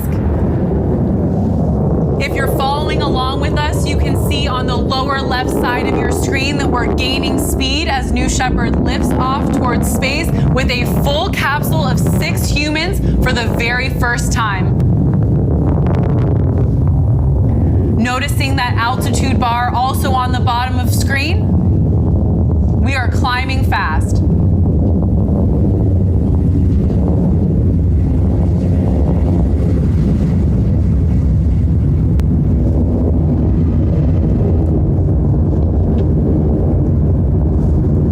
We've punched through max Q. That is the point where the aerodynamic stress on the New Shepard booster is at its maximum. Our original 6 are getting the ride of their lives right now.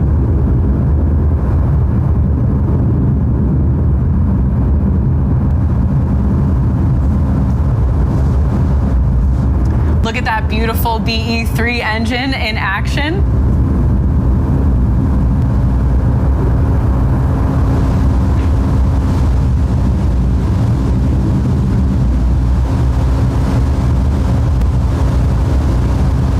Coming up next here in under a minute is going to be main engine cutoff, where we cut off that BE3, and you'll be able to visually see that on the screen here shortly.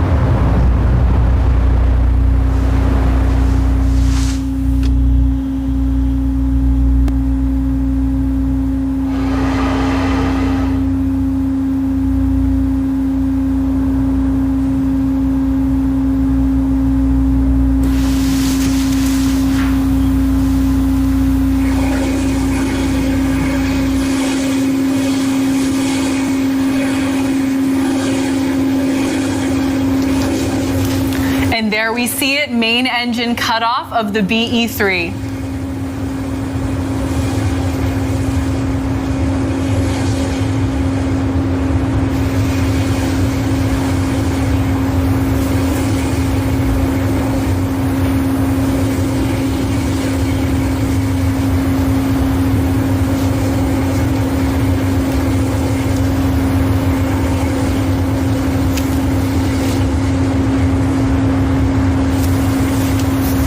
We see the CCRCS thrusters firing, and we have confirmed separation. All right, so capsule booster separated.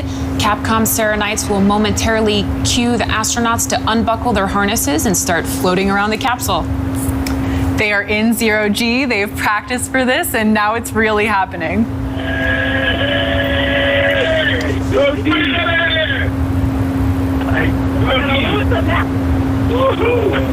Hey, we're doing this, guys! Oh, check this out! Oh my God! Come on, get this like going, just go up! Oh my God! Good shot! Oh my God!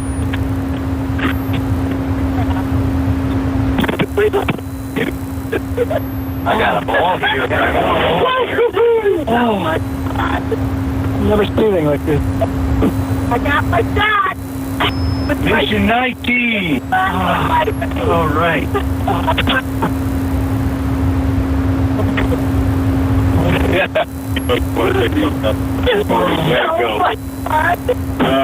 Coming back this way is good. Make sure you know where your seat is.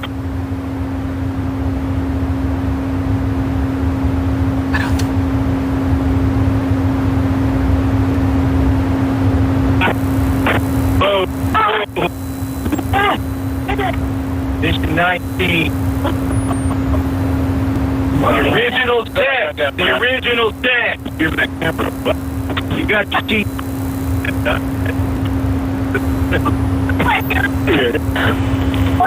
1 minute warning. 1 minute warning.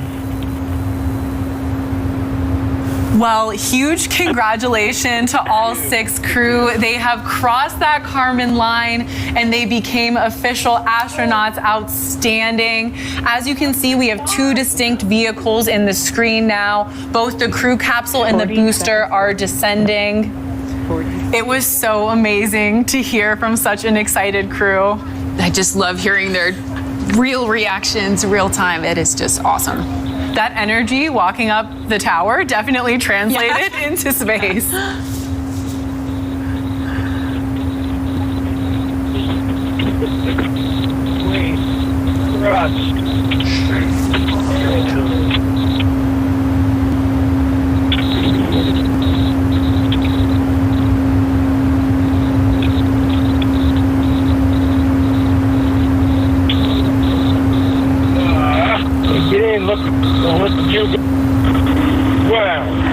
As you can see, the forward fins on the New Shepard booster have deployed. That booster is on its way back to Earth first.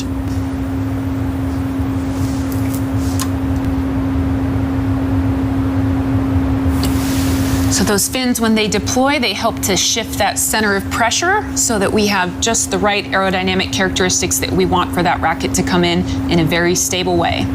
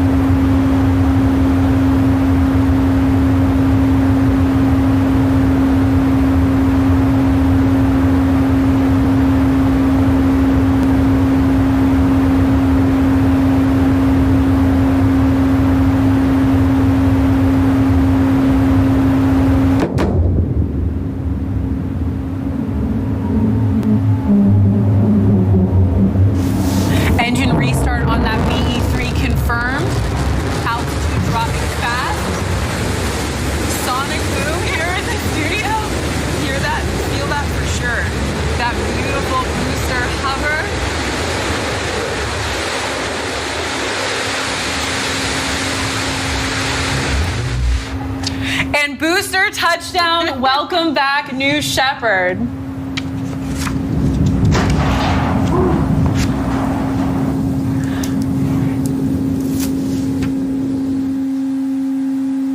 Thank you so much again for joining us for our third human flight. We just landed the booster. The show is not over. Here we see our crew capsule on final descent back to the West Texas desert. Let's wait for that now.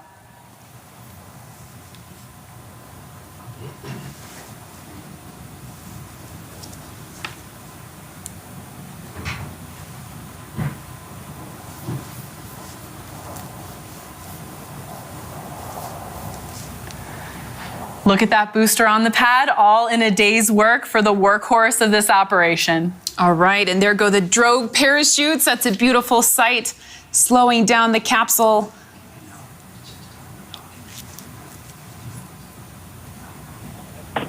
And there we go, the drogues lifting out the main parachutes. Looks like we have 3 beautiful parachutes there in their reef configuration. And the release, the disc reef, there we go. 3 beautiful main parachutes.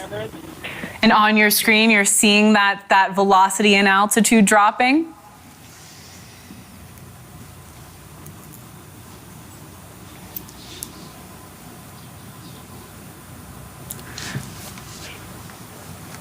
So while these parachutes are obviously essential in providing a gentle touchdown for the crew capsule, New Shepard also has an innovative retro thrust system. So that's on the bottom of the capsule, and that will make touchdown even smoother for the astronauts flying today. Oh yeah, look at that. Where's my phone? I'm gonna take a picture. We did it. We did it. We did it. Yay! 1,000 feet and we're on the ground. Oh my gosh, what a blast! I see our shadow actually.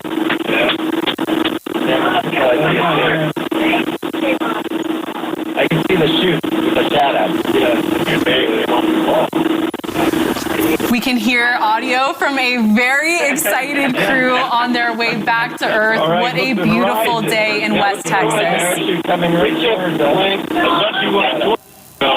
What a great view through those big windows there. Stand by touchdown. Stand by touchdown.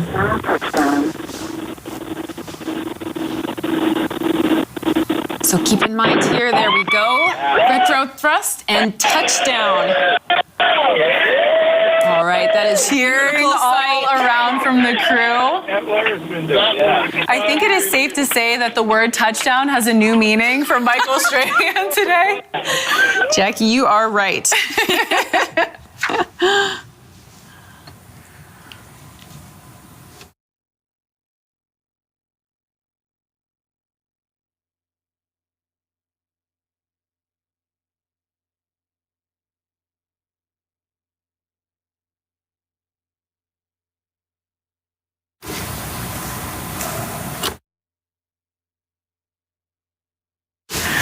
There we have it, looking like a completely successful third human flight. That audio from the crew, so exciting. We also, if you couldn't hear it from the audio, we just double confirmed with mission control that all 6 astronauts have landed back safely and are doing great. So at this point, our team is going to prepare those landing safety operations to recover our astronauts from the crew capsule. We'll be on the ground at the landing site to follow the action in just a bit, and hopefully even hear from some of the world's newest astronauts.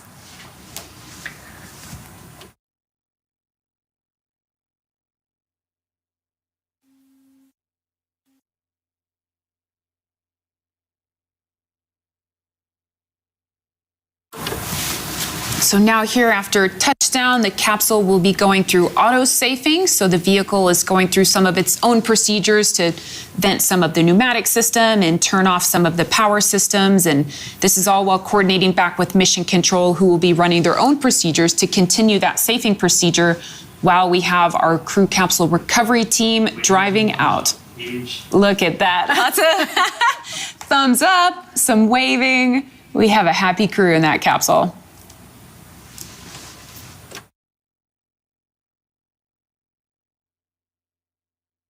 And look at that beautiful shot on your screen. You can see the booster, a field in the background.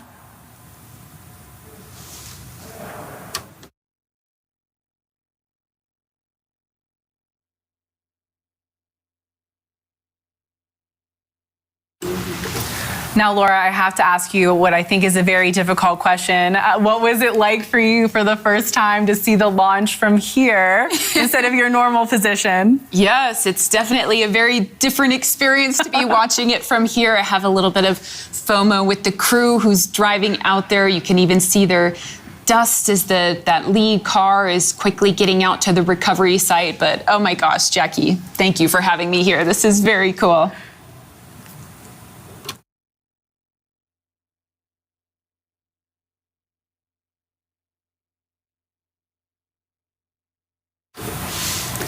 Mission Control has just cleared that recovery crew for approach to the crew capsule. We'll see them here shortly. Love that camera view. I think it's safe to say we feel like we're in there with them. Laura, that was yeah, for there you. we go. Thank you. That was specifically for you.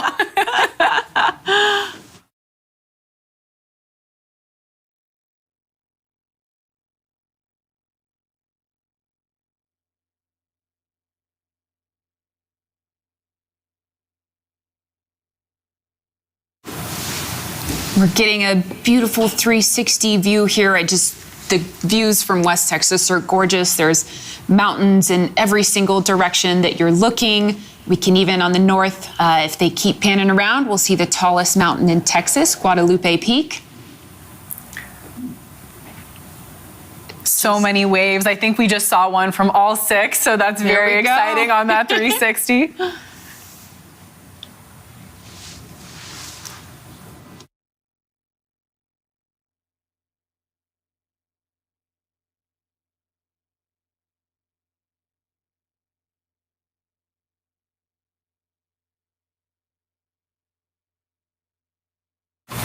And there they are in view, the capsule recovery team racing out to meet our crew, the original 6 who just became official astronauts.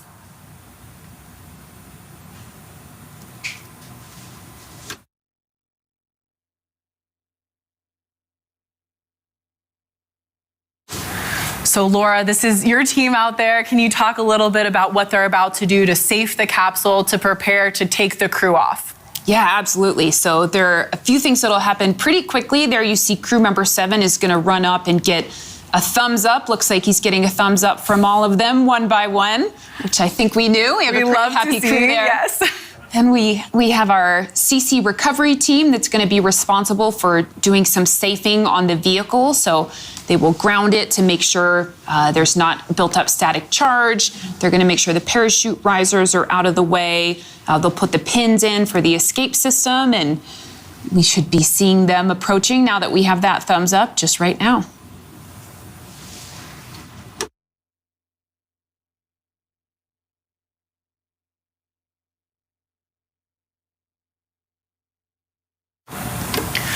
course, once Mission Control and the recovery team decide that everything is good with the crew capsule, we'll see their family and friends, meet them out at the capsule as well, which is always a really special moment when the crew is walking out of the capsule and getting to see their family and friends for the first time. Right, we've heard from everybody, just even in this moment right now when they're sitting in the capsule and they've just been to space and now they've just touched back down on Earth, like a very reflective moment for them on what a big experience this is.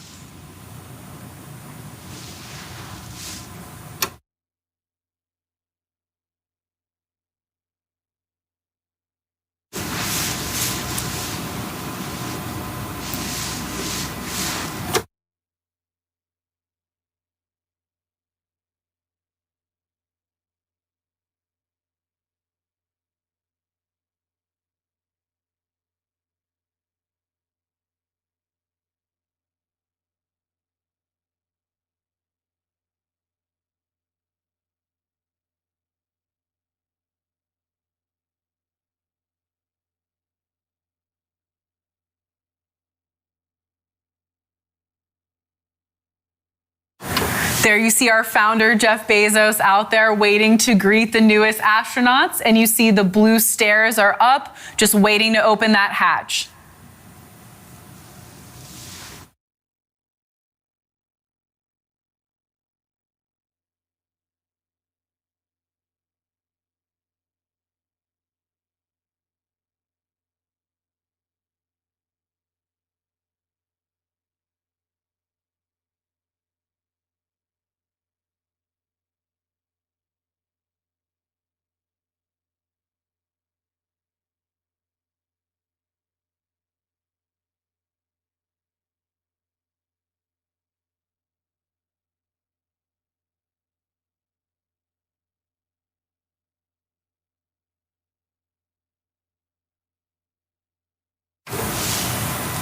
So right now, Mission Control will be going through their procedures, the capsule controller doing some power down of various systems, all while communicating here with our CC Recovery task leader, who's in charge of the vehicle out here in the field.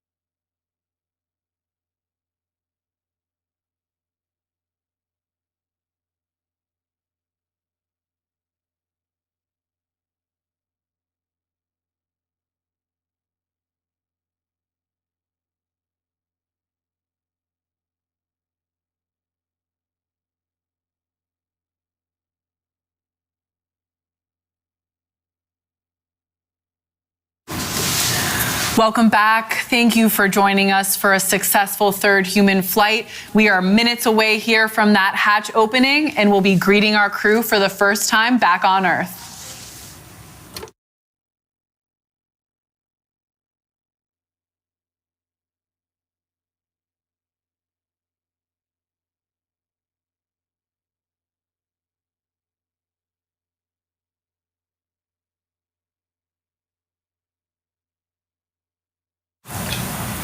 There you see that New Shepard booster right in the background there, standing tall. Did a great job today. I love that view when we get both vehicles out in the field like that.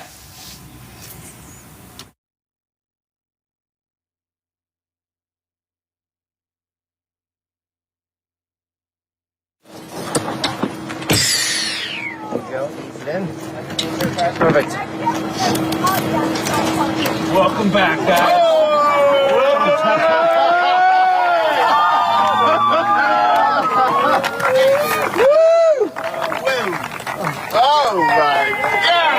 And Michael Strahan is out of the capsule. Big hug for our founder, Jeff Bezos, followed by Laura Shepard Churchley.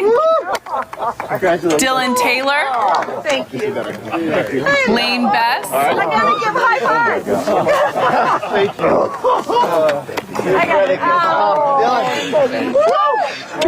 Cameron Bess. And last but certainly not least, Evan Dick. Welcome back, the original six. Hey, you. Oh my God. Now you're good. How did you do? Oh, we're fine.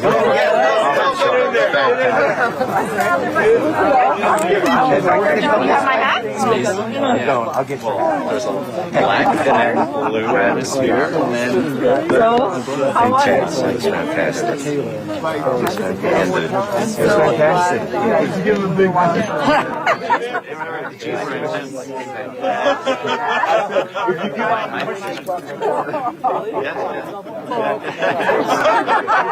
What?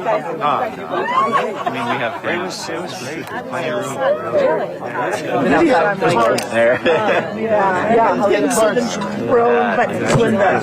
You can't tell what direction. I mean, you can't. And it's incredible. What do your earth look like? Hey, Evan, we're going to come this way for you.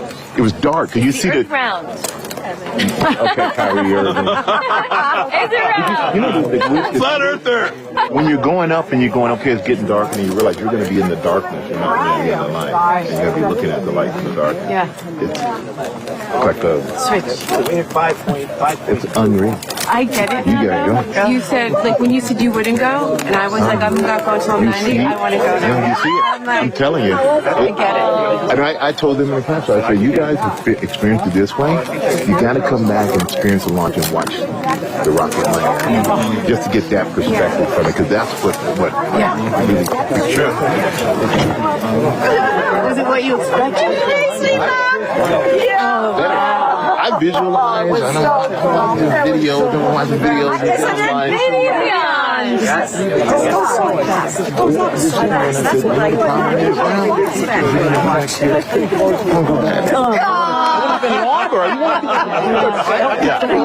Same thing. I had the same That's feeling. what every astronaut says. I want to go back. I want to go back. The space station next.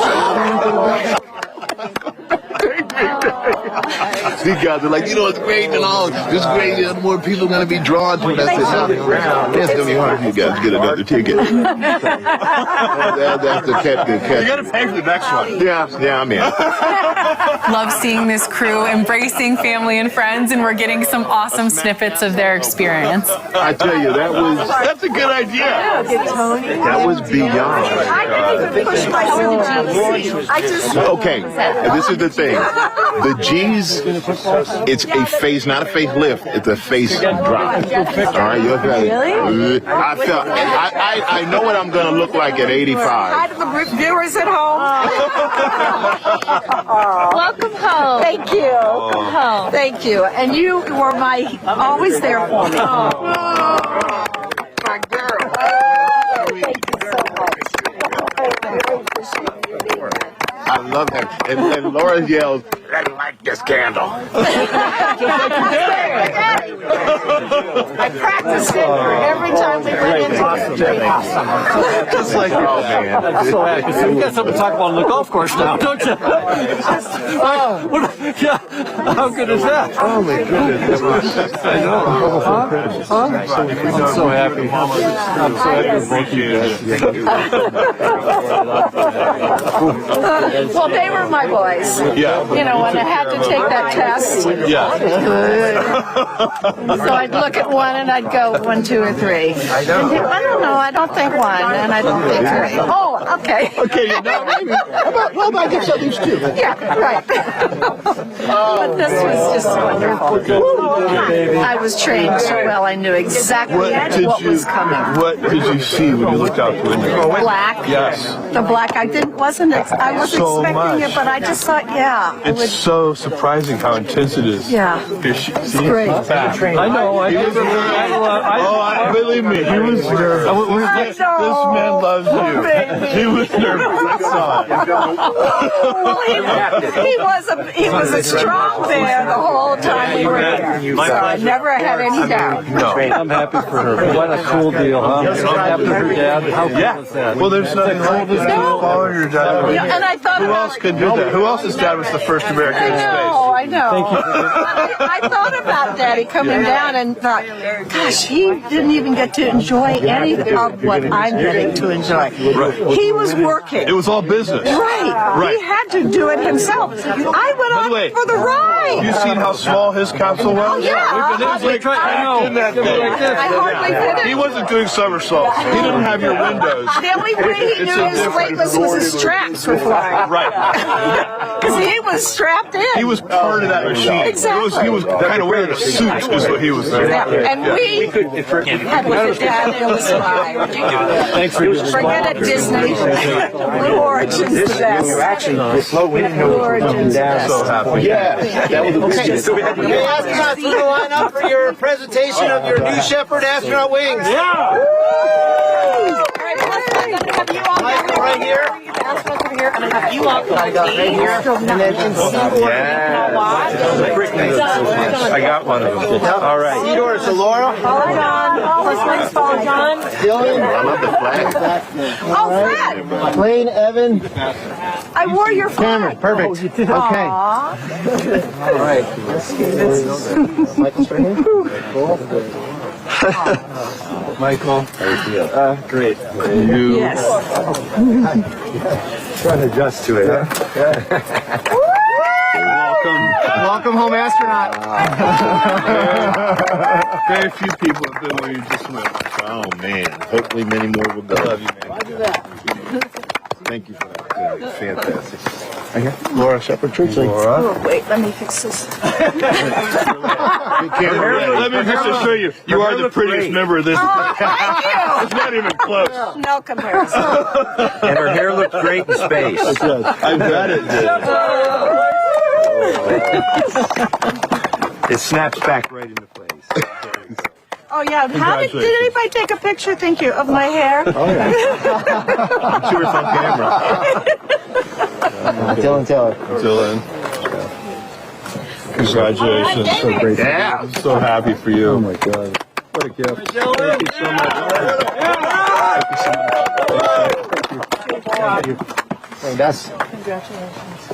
Thank you very much. That was a great experience. What a journey. I'm going to do it again. Get me in line. Get me in line. Thank you. Thank you. Cameron Bess? Yeah. Hey, Cameron! Oh, man. Yes, thank you so much. So happy for you. He's having a harder time now than when he was up in the rocket. Thank you so much.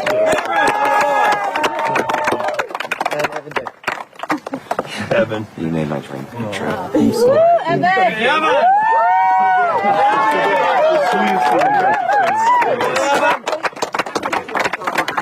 Congratulations. Thank you so much. Thanks, man. I hope he does. I have to. Oh, boy. Wait, the original six. Put hands up. Yeah! Original 6 on 3. 1, 2, 3. Yeah!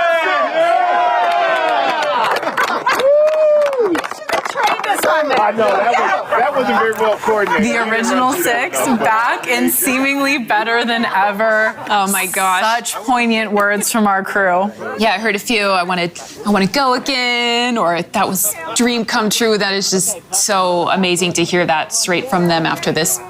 What a day. What's the most special thing that we can hear at Blue Origin?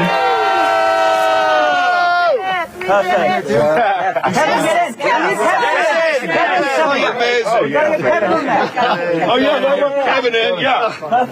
Okay, eyes on me here, on this camera. Okay, celebration! Yeah! Congrats, guys. Rush. No, you can't. No, you can't. Astronauts, stay behind, please. Perfect. Astronauts, I'm going to put the pins, the backs on your pins real quick so they don't fall out. Sure. Can you give me a couple? Okay. That is incredible. I'm so happy for you guys. Well, that was absolutely amazing.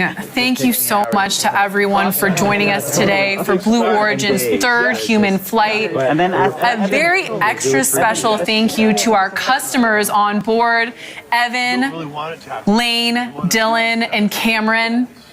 If you're interested in reserving your seat on a future rocket ride to space and back, it starts by visiting blueorigin.com and clicking Fly to Space. Laura, I said it before, but I can't thank you enough for sharing the desk and adding your invaluable perspective. I'm sure you wanted to be out there, but we all appreciate you being in here for this mission. Thank you. I'm honored to be here. Yes, thank you so much. Very fun to be here today. The road to space is being built. You saw it here today. If you're interested in joining our extraordinary, very fast-growing team, please visit our website on the careers page. And if you'd like to commemorate the day, Alan Shepard's daughter followed in his footsteps, iconic footsteps to space. We have mission patches, and as an homage to his legacy, Glenn DeVries' initials are on the patch. So special. My name is Jackie Cortez. For Laura Stiles and everybody here at Blue Origin, thank you so much for joining us. Until our next launch, Gradatum Ferociter.